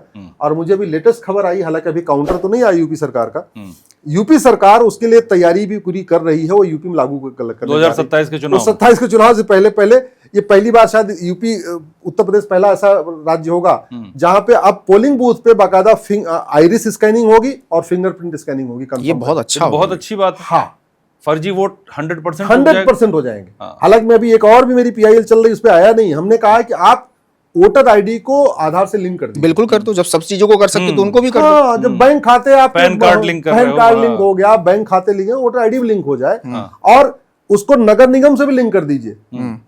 उसको जैसे कोई डेथ सर्टिफिकेट बनवाए, उसका आधार खत्म, और जब आधार खत्म तो उसका वोटर ID खत्म। बिल्कुल। हाँ, आप उसको डेथ सर्टिफिकेट से लिंक करिए, बस आपको लिंक ही तो करना लिंक है। ही करना, और बहुत सिस्टम छोटी सी चीज है छोटा सा ये। काम है, हाँ। बहुत छोटा काम है, हाँ। तो उसमें भी चल रहा है। मेरा मानना है कि ये SIR का परिणाम, SIR का भी असर पड़ेगा इस पे। पड़ेगा। उसी SIR का एक डाटा मैं पढ़ रहा था, देख अच्छा, रहा था। SIR में हर जगह वोट कटा, केरल में भी वोट कटा, हाँ। तमिलनाडु में खूब वोट कटा है, आपके पुडुचेरी में वोट कटा है, जहां 5 राज्यों में चुनाव हो रहा है, हाँ, असम। वहां हर जगह SIR का रहा पड़ा। ये 2021 में जब बंगाल में चुनाव हुआ था तो 6 करोड़ के आसपास वोट पड़े थे, TMC को 48% मिला था। तो ऐसा कहा जाता है कि 2.89 करोड़ था वो करीब वोट, बीजेपी को 38% मिला, उसमें 2.29 करोड़। तो बीच का जो मार्जिन है वही मार्जिन SIR में काटा गया है ताकि बीजेपी की जीत हो। ऐसा है क्या? देखिए, ये तो नेता लोग कुछ भी बोल दे, मैं नेता लोगों पर नहीं जाता नहीं, हूं। ये तो डाटा है, डाटा आपके सामने है। किसी भी एक व्यक्ति का जो जिंदा है उसका वोट नहीं कटा, गलती से कुछ इधर उधर हो गया होगा तो वो भी ठीक हो गया बाद में। सबसे ज्यादा बिलबिलाहट वो है घुसपैठियों को, और घुसपैठियों ने वोटर आईडी बनवाया कैसे, इसको समझिए। हालांकि उसके लिए भी सरकार जिम्मेदार है। सरकार, हाँ, सरकार ने जो 2016 में आधार एक्ट बनाया उसमें उन्होंने एक प्रोविजन डाल दिया कि फॉरेनर्स भी आधार बनवा सकते हैं। ठीक है। और आधार बनाने के लिए उन्होंने टर्म्स क्या रखी कि आप जो 6 महीने भारत में रह रहा है वो आधार बनवा सकता है। उसकी कंडीशन क्लियर नहीं किया। आधार बना कैसे? पार्सल लिख के दे दे, हाँ 6 महीने से रह रहे हमारे मोहल्ले में, आधार बन गया। प्रधान लिख के दे दे, हमारे मोहल्ले में 6 महीने से लिख के रह रहा, दे दिया। मकान मालिक लिख के दे दे, रेंट एग्रीमेंट, हाँ ये आदमी हमारे घर में 6 महीने से रह रहा है, तो उसका आधार बन गया। तो इसलिए फिर मैंने PIL फाइल किया अभी कि आधार अथॉरिटी कह रही कि 99% लोग आधार बन चुका, जितने बड़े बुजुर्ग हैं सबका आधार बन चुका। अब तो केवल बच्चों का आधार बचा हुआ है, 1 साल 2 साल 3 साल 4 साल। हम ये मान के चलते हैं जब 6 साल का बच्चा होता है एडमिशन स्कूल में जाता है। आजकल स्कूल में एडमिशन के लिए भी आधार मैंडेटरी हो गया। इसका मतलब ये हुआ कि 142 करोड़ आधार, 144 करोड़ आधार बन चुका है, 150 करोड़ की जनसंख्या है, तो सबका आधार बन चुका है, बच्चों का नहीं बचा। इसलिए अब तत्काल आधार, बड़ों के आधार बनने पे रोक लगनी चाहिए। 6 साल से ऊपर आधार बंद कर देना चाहिए, और 6 साल से कम उम्र में उन्हीं बच्चों का आधार बनना चाहिए जिनके माता पिता का आधार बना हुआ है। हुआ ये है, घुसपैठियों ने 2000 रुपए प्रधान को पकड़ाया, प्रधान ने हाथ पे लिख के दे दिया, हाँ जी इन्होंने तो 6 महीने से रह रहे हैं, आधार बन गया। आधार बन गया, नगर निगम को दलाल को पकड़ा, 2000 रुपए दिया, उसने बर्थ सर्टिफिकेट बनवा लिया। तहसील के दलाल को पकड़ा, 2 से 3000 रुपए दिया, उसने उसका राशन कार्ड बना दिया। जब 3 डॉक्यूमेंट हो गए, RTO ऑफिस के दलाल को पकड़ा, 4000 रुपए में उसने ड्राइविंग लाइसेंस बनवा लिया। और जब 4 डॉक्यूमेंट हो गया, फिर उसी पार्षद प्रधान के पास आया जिसने उसको लिख के दिया था पहले आधार बनवाने में, देख भैया 4 वो आधार आ गए, बोले तू मुझे वोट करना, हम तेरा बनवा दे रहे हैं। अब चूंकि इन घुसपैठियों के परिवार की संख्या बड़ी होती है, अब घुसपैठियों का राशन कार्ड उठा के देखिए, इनके राशन कार्ड पे 15-15 लोग होते हैं, एक राशन कार्ड पे 16-16 लोग होते हैं। आपके राशन कार्ड में 4 आदमी होंगे, आपके राशन कार्ड में 4 आदमी होंगे। 80 करोड़ उन्हीं के पास तो जा रहा है। ठीक है, हमारे घर में राशन कार्ड ही नहीं, हमने बंदी कर दिया, लेने हमने बंद कर दिया, लेना ही नहीं है तो क्या करेंगे राशन कार्ड। ठीक है, आप उनका घुसपैठियों का राशन कार्ड देखिए, एक परिवार, माता पिता 18 बच्चे, माता पिता 16 बच्चे, माता पिता 14 बच्चे, माता पिता 12 बच्चे, ऐसे है। मतलब जो गरीब हिंदू जा रहा है वो थैला लेके जाता है राशन लेने, और ये घुसपैठिए बाकायदा ठेला लेके जाते हैं, 2-3 बोरा, क्योंकि पर हेड 5 किलो गेहूं मिलता है। अब हिंदू घर में 5 आदमी है तो 25 किलो उठा लाया ऐसे हाथ से पकड़ के। इनके यहाँ तो 18 आदमी है तो 18×5 90 किलो गेहूं मिल रहा है एक बार में। इस देश के सारे केंद्र सरकार की योजनाओं का और राज्य सरकार की योजनाओं का जो मैक्सिमम लाभ है, मुफ्त राशन, मुफ्त में मकान, मुद्रा लोन, बाकी वजीफा, फ्री की स्कूल ड्रेस, सारा का सारा लाभ ये घुसपैठिए ले रहे हैं। और ये कोविड उनके लिए वरदान के रूप में आया। कोविड में सभी राज्य सरकारों ने आंख बंद करके राशन कार्ड इशू कर दिया। दिल्ली की सरकार ने भी किया, यूपी की, सब सरकारों ने मानवता के आधार पे कि यार इनको राशन देना जरूरी है, काम करो, और राशन तो तभी देंगे। तो क्या आज उसकी समीक्षा नहीं होनी चाहिए? और समीक्षा हुई नहीं है। तो अब उनके पास बैठे बैठे उनको आधार मिल गया था 2000 रुपए में, कोविड के समय में सरकारों ने राशन कार्ड बना के दे दिया, उसी 2 डॉक्यूमेंट से 3, 3 से 4, 4 से 5 और करके वो पूरे भारत के नागरिक बन गए। वो जहां झुग्गी वहीं मकान वाली जो योजना आ रही है उसका फायदा उठा रहे हैं। तो मुफ्त में राशन, मुफ्त में मकान, मुफ्त में लोन, मुफ्त में वजीफा। और अब घुसपैठिए बड़े प्लान डबे में थोड़ी सी जमीन खरीद रहे हैं। शहर में थोड़ी महंगी पड़ती है, गांव में कहीं पे भी एक बिस्वा, और तहसील भ्रष्टाचार का अड्डा बना हुआ है, वहां तो कोई किसी की जमीन खरीद सकता है, कुछ वहां चेकिंग तो होती नहीं है। अब घुसपैठिए पक्के भारतीय बनने के लिए एक विश्वा, दो विश्वा, तीन विश्वा जमीन खरीद रहे हैं, क्योंकि जमीन आपका सबसे बड़ा प्रूफ होता है पक्का भारतीय बनने का। भैया मैं जमीन है ना, मैं तो यहाँ का हूं, मैं तो जमींदार हूं, मैं देखो मेरे पास जमीन है। ये चल रहा है। मुझे लगता है इस देश में एक बहुत बड़े मास लेवल पे इसकी जरूरत है, और शायद बंगाल के में, असम में जो बॉर्डर के हमारे राज्य हैं वहां इसकी और ज्यादा जरूरत है। लेकिन अश्विनी जी एक बात और मतलब मेरे सवाल आ रहा है कि 2006 में जो ममता बनर्जी स्पीकर के मुंह पे कागज फेंक देती हैं, वही ममता बनर्जी कैसे कह सकते हैं, कोई फैक्चुअल आधार होना चाहिए कि वो घुसपैठ करा रही हैं पिछले 14 सालों से, जब से वो सत्ता में आई हैं? फैक्चुअल आधार ये मैं आपको बताता हूँ, बाकी लोगों के पास हो चाहे ना, मेरे पास आधार, मेरे पास आधार। इसीलिए आपसे सवाल पूछा है। मैंने 2017 में पीएल फाइल किया था कि घुसपैठियों को, मेरी जो प्रेयर है detect, detain, deport illegal immigrants, 2017 मेरी पीआईएल थी। मैंने उसमें 5 करोड़ का आंकड़ा दिया था घुसपैठियों का, कि देश भर में 5 करोड़ घुसपैठिए हैं। उसमें पाकिस्तानी भी हैं, अफगानिस्तानी भी हैं, रोहिंग्या भी हैं, कुकी भी हैं, बांग्लादेशी भी हैं, ज्यादातर बांग्लादेशी हैं। आज तक बंगाल की सरकार ने, 2017 में किसी की सरकार थी? ममता बनर्जी। आज भी ममता बनर्जी। आज तक बंगाल की सरकार ने सुप्रीम कोर्ट में रिप्लाई फाइल करके ये नहीं बताया कि वो बांग्लादेशियों को निकालने के लिए क्या कर रही हैं। बाकी मैं पॉलिटिकल लफाजी पे नहीं जाता, मैं भाषणबाजी, बतौलेबाजी पे नहीं जाता। मैं तो वो कह रहा हूं जहां सुप्रीम कोर्ट कह रहा है बताओ तुम क्या, सभी राज्यों को नोटिस हुआ, बंगाल को भी हुआ, आज तक नहीं बताई। दूसरा, वहां पे एक पीआईएल करनी पड़ी है एक सेना के अधिकारी को कि ये जो खुला वाला एरिया, इसकी जमीन दी जाए, और उस पर बड़ी लंबी बहस हुई है। फिर हाई कोर्ट का ऑर्डर आया है कि ये बॉर्डर की जमीन दे दिया जाए केंद्र को, जिससे वो बॉर्डर पे फेंसिंग कर सके, बाड़ लगा सके। तो बॉर्डर बंद करवाने के लिए अगर पीआईएल करना पड़ रहा है, ये भी दिखाता है कि वो कहीं न कहीं घुसपैठ के मामले में आंख बंद करके रखना चाहती है। इंटेंशन क्या है? इंटेंशन क्या है? तो ये बड़ा क्लियर है, बहुत स्पष्ट है। पर ऐसी सोच हो क्यों गई? जो इंसान 2006 में संसद के अंदर आवाज उठा रहा था, और आज वो इस तरीके से मतलब हावी हो गया है क्या उन पे कि नहीं, या वोट के लिए सब कुछ किया जा रहा है? देखिए, सत्ता जो है ना, इसका ऐसा स्वभाव है ना कि पहले आदमी सत्ता के लिए पागल रहता है, सब कुछ कर देता है, और फिर सत्ता मिलने के बाद सत्ता को बरकरार रखने के लिए फिर सत्ता का दुरुपयोग करता है। पहले वो लोगों को गुमराह करता है, लोगों की भावनाओं से खेलता है सत्ता में आने के लिए, और जब वो सत्ता मिल जाती है, ऐसे बहुत सारे लोग आए ना, कोई ईमानदारी के नाम पे आया, कोई इसके नाम पे आया, भ्रष्टाचार खत्म कर दूंगा, ये खत्म कर दूंगा, दुनिया भर की बातें करके आए, और भ्रष्टाचार खत्म करके आए, उसके बाद सत्ता मिल गई, एक बाद में खुद ही भ्रष्टाचार फंस गए, और आज तक कभी प्रस्ताव नहीं लाए। पहले कहते थे भ्रष्टाचारियों को फांसी देंगे, चलो दिल्ली में तो कानून बनाने का पूरा अधिकार नहीं, फुल स्टेट नहीं, पंजाब तो फुल स्टेट है, पंजाब में लेकिन भ्रष्टाचारियों को फांसी देने कानून तो नहीं बनाया। ये कथनी करनी का अंतर। तो पहले आदमी आम जनता के साथ लफाजी करके, भाषणबाजी करके, बतौलेबाजी करके, उसकी भावनाओं से खेल के सत्ता प्राप्त करता है। जैसे सत्ता मिल जाती है, फिर वो शासन व्यवस्था का दुरुपयोग करके, सत्ता का दुरुपयोग करके, फिर वो चाहता है अगला शासन उसको मिलता रहे, मतलब कंटिन्यू, छोड़ना नहीं चाहता। तो ये सत्ता से पैसा, पैसा सत्ता, सत्ता से पैसा, जो साइकिल। ममता बनर्जी पे पैसे लेने का, पैसे का तो कोई मतलब नहीं है। हवाई चप्पल, शादी साड़ी, जिस घर में पली बड़ी उसी घर में आज भी रहती हैं। हाँ, उनका तो कोई वैसा शौक नहीं दिखता मुझे कि नहीं, देखिए, हाथी के दांत खाने के अलग होते हैं, दिखाने के अलग होते हैं। अच्छा, ये अगर ममता बनर्जी ईमानदार है तो भ्रष्टाचार खिलाफ कानून क्यों नहीं बना ली?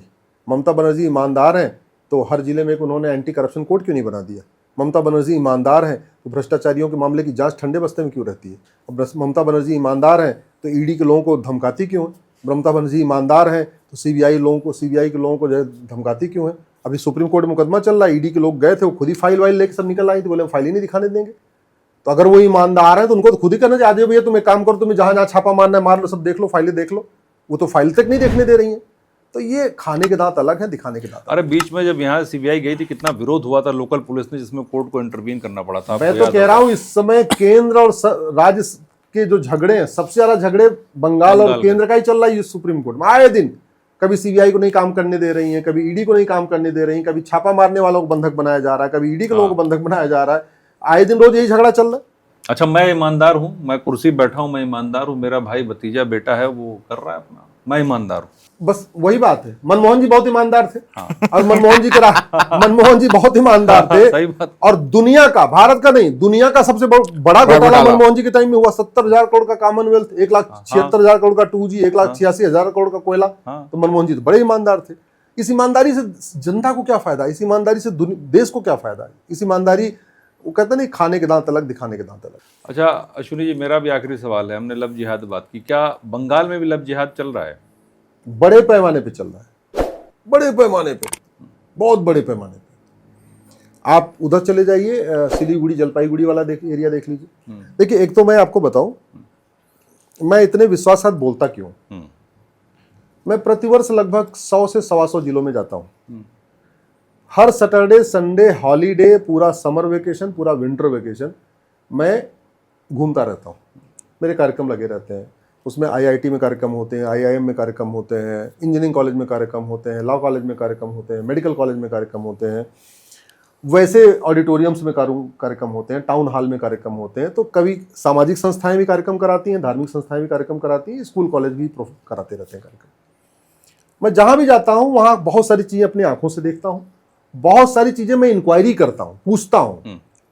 मेरा कार्यक्रम था सिलीगुड़ी और जलपाईगुड़ी, एक सैटरडे संडे के बीच। मैं गया वहां पे, तो कार्यक्रम तो 2 घंटे का होता है, बाकी टाइम मेरे पास रहता है, तो मैं जनरली जाता हूँ। मैं गया, देखो बॉर्डर देख के आया वहाँ, सिलीगुड़ी जलपाईगुड़ी का बॉर्डर, जो भारत का बॉर्डर है, एकदम खुला पड़ा हुआ है। अच्छा। हाँ, फिर मैंने वहां के लोगों से बात किया कि हाँ क्या क्या समस्या है। एक चीज मैंने नोटिस किया, पूरे देश में, चाहे मैं गुजरात गया, राजस्थान गया, बंगाल गया, असम गया, हरियाणा गया, पंजाब गया, उत्तराखंड गया, एमपी, छत्तीसगढ़, जहां भी गया, जब मैं लोगों से बात करता हूं, आपके देश की, आपके यहाँ सबसे बड़ी समस्या है करप्शन। और क्या करप्शन समस्या है? घुसपैठ, घुसपैठी आके जम गए यहाँ पे। तीसरी धर्मांतरण, चौथी लव जिहाद। तो लव जिहाद, धर्मांतरण, घुसपैठ और करप्शन, और करप्शन। तो करप्शन, कन्वर्जन, इन्फिल्ट्रेशन, ये कॉमन प्रॉब्लम है थ्रू आउट द कंट्री। एक कॉमन प्रॉब्लम है हर जगह देखा, कहीं थोड़ा कम, कहीं थोड़ा ज्यादा, कहीं कोई थोड़ा। मेरा जबलपुर में कार्यक्रम था, तो मैं एयरपोर्ट से उतरा और बीच में थोड़ी सी पहाड़ी पड़ती है, कैंट एरिया है जबलपुर का, कैंट एरिया। तो मैं उधर से गुजर रहा था, तो मैंने पूछा, भाई इधर ये पहाड़ी पे कौन लोग हैं? बोले सारे बांग्लादेशी रोहिंग्या रह रहे हैं वहाँ जबलपुर में। जबलपुर में कैंट एरिया, कैंट एरिया में जहां से आर्मी की गाड़ियां निकलेंगी, उस आर्मी की गाड़ी जिधर से निकलेगी वहां पूरे घुसपैठी आके बसे हुए। कल को इमरजेंसी में गाड़ी अगर निकलना हो, मान लो बांग्लादेश से युद्ध हो जाए, रास्ता रोक दे, वो रास्ता रोक दे, क्योंकि वो तो बांग्लादेशी है, उनकी सिंपैथी बांग्लादेश के साथ है, यहाँ के साथ थोड़ी है। बांग्लादेशी भी ना हो, धर्म की सिंपैथी, मजहब की सिंपैथी, मजहब की सिंपैथी है, सबसे बड़ी तो मजहब की सिंपैथी है पूरी दुनिया में। दूसरा, फिर मैं आगे वहां गया तो एक कॉलोनी थी, सिंधी कॉलोनी थी। मैंने पूछा कि भाई ये क्या है? बोले जी सिंधी कॉलोनी है। उनका कब बसी? बोले 1947 बची, सारे सिंध के लोग आए थे, सारे सिंधी यहाँ रहते थे। अभी कितने सिंधी हैं? बोले 20% सिंधी है बस। 1947 में एक कॉलोनी बसी जहां 100% सिंधी, जबलपुर की बात बता रहा हूं। और 2025 में, मैं पिछले साल गया था, 2025 आते आते केवल 20% सिंधी। हमने कहा हुआ क्या? बोले वही छेड़छाड़ करना, वही पहले एक ने खरीद के उसने फिर अगल बगल गंदगी फैलाना शुरू किया, मारपीट करना शुरू किया, तो एक दूसरा बेच गया, फिर तीसरा बेच गया, फिर चौथा बेच गया। तो ऐसे ऐसे करते करते पूरा पलायन। भोपाल एक ऐसा मोहल्ला है जहां 1950-60 में 100% हिंदू थे, आज डेट में वहां 10% 15% हिंदू बचे हुए। आप दिल्ली को देख लीजिए, ओखला की डेमोग्राफी कैसे बदली है, सीलमपुर की डेमोग्राफी कैसे बदली है, सकूर बस्ती की डेमोग्राफी कैसे बदल रही है। आपके बॉर्डर वाला जो एरिया है, सोनीपत वाला बॉर्डर क्या बोलते हैं उसको, जो वजीराबाद वाला, उधर देखिए डेमोग्राफी कैसे बदल रही। तो आपके उत्तम नगर जहां भी लेटेस्ट कांड हुआ है, हाँ, उत्तम नगर होली के दिन जो हुआ था, होली के दिन हत्या हुई, कैसे मैं गया उस हत्याकांड के बाद, वहां देखा तो उस पूरे मोहल्ले की वो डेमोग्राफी बदली हुई है। तो ये डेमोग्राफी में बदलाव, लव जिहाद, धर्मांतरण, घुसपैठ, जनसंख्या विस्फोट और भ्रष्टाचार, ये 5-6 ऐसी समस्याएं मुझे पूरे देश में जहां पे भी मैं गया, इंजीनियरिंग कॉलेज के लोगों से बात किया, मेडिकल कॉलेज के लोगों से बात किया, लॉ कॉलेज के लोगों से बात किया, आईआईटी में बात किया, सामाजिक लोगों से बात किया, धार्मिक लोगों से बात किया, सब लोग एक कॉमन प्रॉब्लम बताते हैं, ये 5-6 समस्या पूरे देश में है। अच्छा, आप और इसका समाधान हम आप कर नहीं सकते। हम तो आप पूछ सकते हैं, मैं उसका समाधान बता सकता हूं, करने वाला तो मैंने, करना किसको है? करना उनको है जिन्होंने संविधान की शपथ लिया। और आप ये भी समझिए जरा, सांसद, विधायक, मंत्री को वेतन भत्ता, गाड़ी बंगला, free air ticket, free rail ticket, security guard, खाना बनाने वाला, ड्राइवर, सब कुछ मिलता है, सब मिलता है। एक सांसद विधायक पे साल में 10 करोड़ रुपए खर्च होता है। अगर आप टोटल निकाल लीजिए उसका 10 करोड़ हाँ रुपए। बिजली का बिल सब निकाल के देख लीजिए। और भारत में 5,000 सांसद विधायक हैं। अरे बाप रे। हाँ, मिला के दोनों को, सही बात है। तो इसका मतलब भारत में 50,000, 5,000 में 10, एक पे 10 कर लीजिए कितना हुआ, 50,000 हुआ ना। 50,000 करोड़ रुपए सांसद विधायक पे साल में खर्च हो रहा है। और किस लिए खर्च हो रहा है? उनकी मूल ड्यूटी क्या है? उनकी मूल ड्यूटी है कि जो उन्होंने संविधान की शपथ लिया उसके हिसाब से नियम कानून बनाए। उनकी मूल ड्यूटी है कि ये देखें कि भारत में अराजकता क्यों फैल रही है, चीन जापान सिंगापुर में क्यों नहीं फैल रही है। भारत में लव जिहाद, लैंड जिहाद, ड्रग जिहाद, घुसपैठ जिहाद, धर्मांतरण जिहाद क्यों है? एक ड्रग, मैं भूल गया था, एक ड्रग की समस्या पूरे देश में है, तो सिंगापुर में क्यों नहीं है? ये हमारे संविधान की शपथ लेने वालों की ड्यूटी है, जिनके ऊपर टैक्स पेयर का साल में 10 करोड़ रुपए खर्च हो रहा है, कि वो अच्छे अच्छे नियम कानून ढूंढ के लाएं। अपना घर सुरक्षित बनाने के लिए 10 आर्किटेक्ट से बात करेंगे, अपना घर बनाने के लिए 10 मिस्त्री से बात करेंगे, अपना डेटा सुरक्षित करने के लिए आईफोन यूज करेंगे, अपना फोन हैक ना हो जाए, कंप्यूटर हैक ना हो जाए उसके लिए एप्पल का मोबाइल, एप्पल की घड़ी और एप्पल का सब कुछ यूज करेंगे। लेकिन देश जाए भाड़ में, देश सुरक्षित हो चाहे ना हो कोई फर्क नहीं पड़ता। 1 लाख करोड़ का नशे का कारोबार चल रहा है। मैं पूछ रहा हूं सिंगापुर में 1,000 रुपए का नशे कारोबार क्यों नहीं है, भारत में 1 लाख करोड़ का क्यों है? सिंगापुर में एक आदमी गया था, 900 ग्राम गांजा लेकर उठा के फांसी दे दिया। यहाँ 9-9 कुंटल गांजा मिलता है, लोगों को जमानत मिल रही है। चीन में एक आदमी कंपनी का जीएम था, अपने वेंडर से पैसा लिया था, उठा के फांसी दे दिया। यहाँ कुछ हुआ था क्या? तो दुनिया, जो समस्या भारत में है ये लाइलाज नहीं है, जो समस्या भारत में है विश्वव्यापी नहीं है। सारे देशों ने अपने अपनी व्यवस्था के हिसाब से समस्याओं को टैकल करने के लिए काम किया। हमारे देश में ये 5,000 सांसद विधायक मिलके तू मैं आरोप प्रत्यारोप, नूरा कुश्ती, बतौलेबाजी, तू चोर मैं सिपाही, ये दुनिया भर की नौटंकी ज्यादा कर रहे हैं। जो उनको संविधान की शपथ लिया है, जिन्होंने जिस कार्य के लिए लिया है, जिसके कारण उनके ऊपर साल में 10 करोड़ रुपए खर्च हो रहा है, वो काम नहीं कर रहे। अश्विनी जी, आप कह रहे हैं कि ये करना चाहिए, करप्शन के लिए बाकी देशों में किया, लेकिन जैसा कि आपने बीच में कहा कि जो डायरेक्ट बेनिफिशियरी है, सीधा क्या आपने बोला था, लाभार्थी है, तो लाभार्थी अपने खिलाफ थोड़ी कानून बनाएगा। किसी नेता को, मंत्री को बुरा लगे तो बुरा लगे, लेकिन सत्य यही है कि चोर अपने लिए फंदा तैयार नहीं करेगा। जब तक ईमानदार लोग नहीं आएंगे तब तक मुझे लगता नहीं है कि कुछ होगा इसमें। और कलयुग में ईमानदारी की उम्मीद करना तो बेईमानी है। मैं तो यही मानता हूँ। मैं इसका उल्टा बोलता हूँ, ये कलयुग भारत में क्यों है, चीन जापान सिंगापुर में क्यों नहीं? ये सवाल तो है, ये बड़ा सवाल है। कलयुग भारत में क्यों है? हाँ, मतलब राम के देश, कृष्ण के देश, हनुमान जी के देश, ब्रह्मा विष्णु महेश के देश, 3 शक्तिपीठों के देश, 24 तीर्थंकर के देश में, 10 गुरुओं के देश में कलयुग है। चीन जापान सिंगापुर में तो कोई मंदिर नहीं है, कोई नहीं है, ना कोई मठ है, ना कोई मठाधीश है। फिर वहाँ सतयुग क्यों चल रहा है? वहाँ झूठ बोलने की हिम्मत क्यों नहीं? वहाँ झूठी शिकायत क्यों नहीं? वहाँ झूठी गवाही क्यों नहीं? वहाँ झूठी जांच क्यों नहीं? वहाँ झूठा फैसला क्यों नहीं? वहाँ झूठा एफिडेविट क्यों नहीं? वहाँ झूठा आधार, झूठा राशन कार्ड, झूठा ड्राइविंग लाइसेंस क्यों नहीं बनता? वहाँ झूठा बर्थ सर्टिफिकेट क्यों नहीं बनता? क्यों नहीं बनता? इसलिए नहीं बनता कि हमारा जो चौपाई है कि भय बिन होए न प्रीत, उसको फॉलो करते और हम नहीं करते। चीन जापान सिंगापुर में राम मंदिर हो चाहे ना हो, कृष्ण मंदिर हो चाहे ना हो, लेकिन उन्होंने हमारे सिद्धांतों को लागू किया। सठे साठ्यम समाचरे, भय बिन होए न प्रीत, लोहा लोहे को काटता है, न रहेगा बांस न बजेगी बांसुरी। मुझे लगता है उन्होंने आचार्य चाणक्य को पढ़ा, उन्होंने परशुराम जी के बारे में पढ़ा और उन सिद्धांतों को लागू किया। मैं आपको एक बात जरूर बताना चाहूंगा और मैं चाहूंगा कि आप लोग इस वीडियो को अधिक से अधिक शेयर करना, क्योंकि आपके काम की बात है। और जैसा आपने कहा कि चोर अपने गले में फंदा क्यों चाहेगा, ये कड़वी सच्चाई है।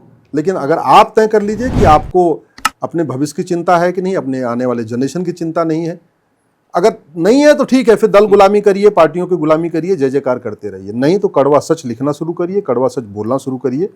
एक कड़वी सच्चाई मैं धर्मेंद्र जी बताता हूँ, भारत में साल में 90 लाख लोग मरते हैं। 90 लाख लोगों में से 25 लाख लोगों की अकाल मौत होती है। 25 लाख यानी भारत में 25% लोग, बल्कि 25% से थोड़ा ज्यादा ही लोग पूरी जीवन नहीं पूरा कर पा रहे। और अकाल मौत का कारण क्या है वो मैं आपको बता रहा हूं।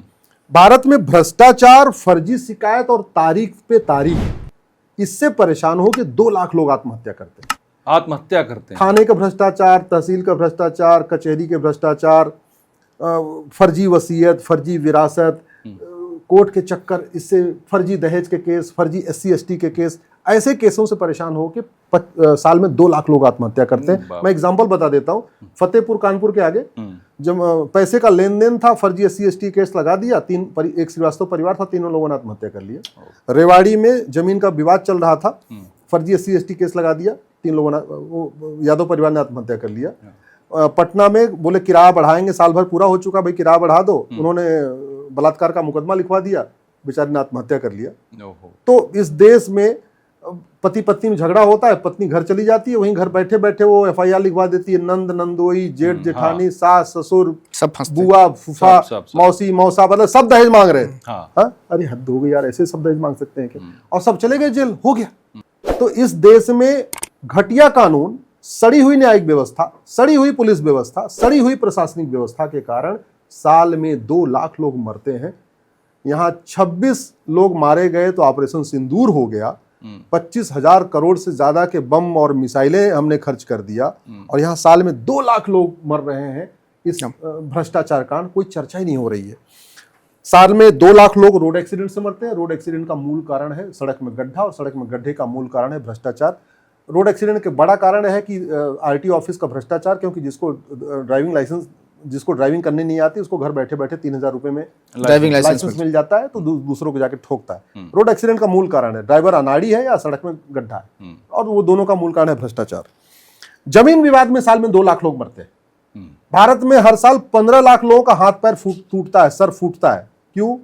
क्योंकि हमने जमीन पे कब्जा करने को सीरियस क्राइम डिक्लेयर नहीं किया। आपकी पॉकेट कोई मार दे, चोरी कर ले, उसमें मात्र 100 रुपए है, फिर भी आप जाओ FIR लिखवाओ, बोले CCTV दिखाओ, बोले देखो ये चोरी करके ले गया, आपका FIR हो जाएगा। आपके 100 बीघे जमीन पे कोई आके कब्जा कर ले, आप CCTV का फुटेज दिखाओ, देखो जी 10 लोग आए हमारी जमीन को कब्जा करें, FIR नहीं होगा। वो थानेदार बोलेगा यहाँ नहीं आओ, सिविल का मैटर है, सिविल का मैटर है, कोर्ट जाओ। ठीक है। हाँ। जमीन विवाद में साल में 15 लाख लोगों का सर फूट रहा है, हाथ पैर टूट रहा है, और 2 लाख लोगों की मौत हो रही है। मौत क्यों हो रही है इसको समझिए।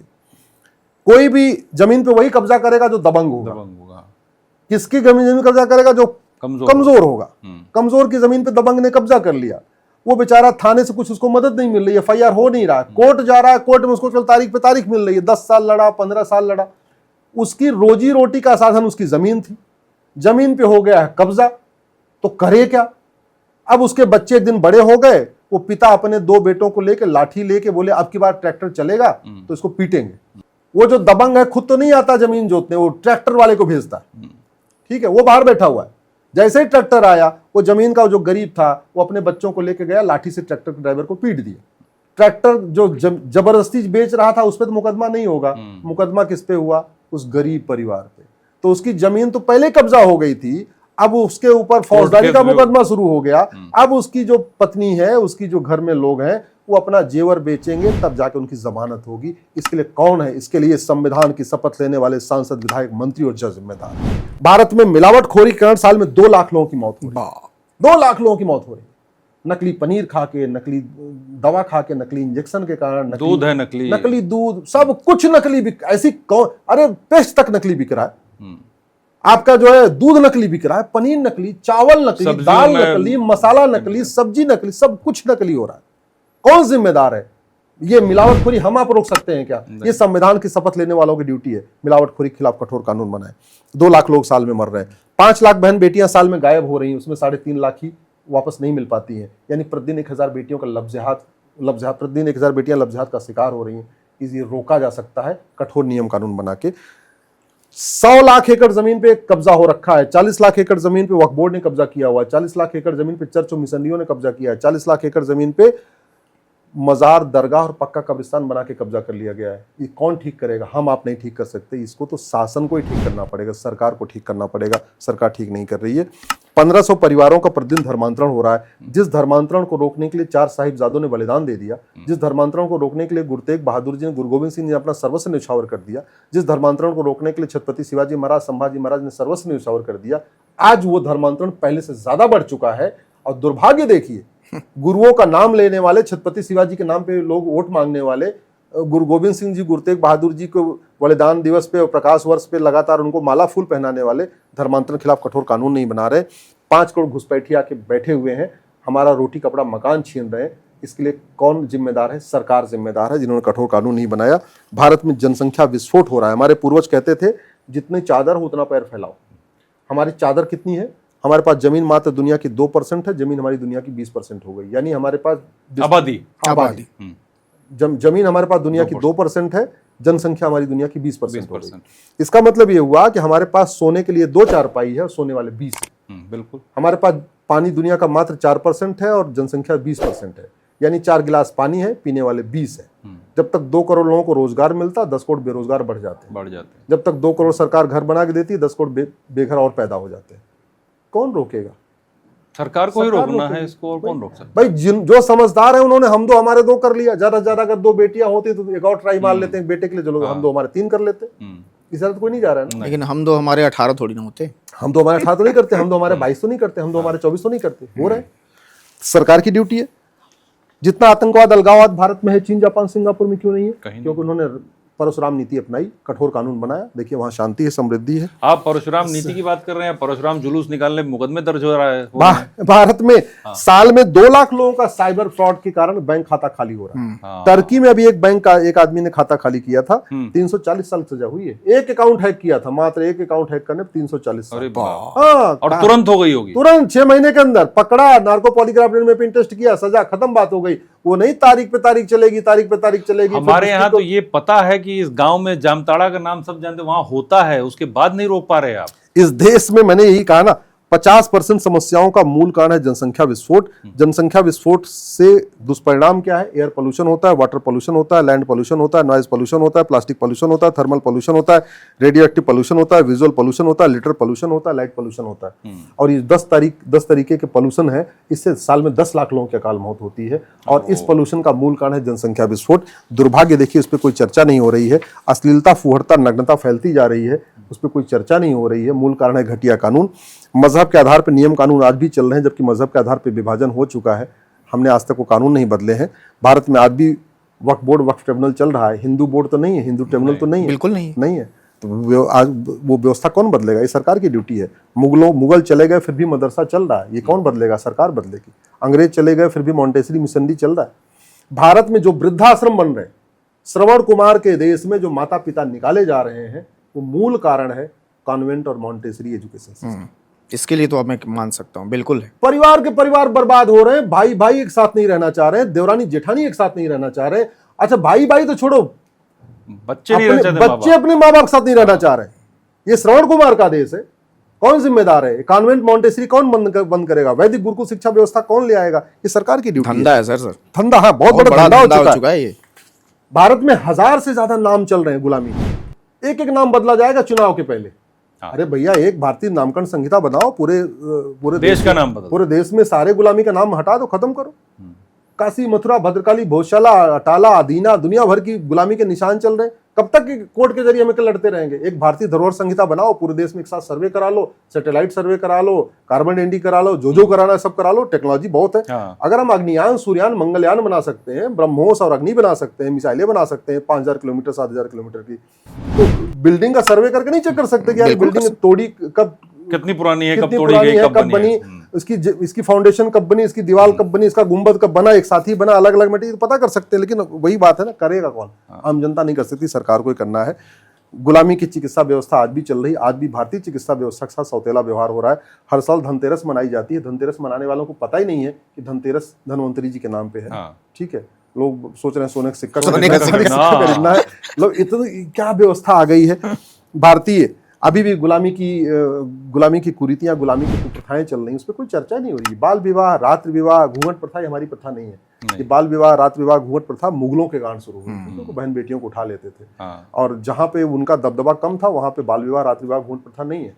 आप चले जाइए साउथ में, तमिलनाडु, केरल, कर्नाटक, आंध्रा, तेलंगाना, वहाँ दिन में विवाह होता है, घूंघट का कोई सिस्टम नहीं है। लोग, बहन बेटियां गजरा लगाती हैं, बाकायदा बाल खोल के रखती हैं।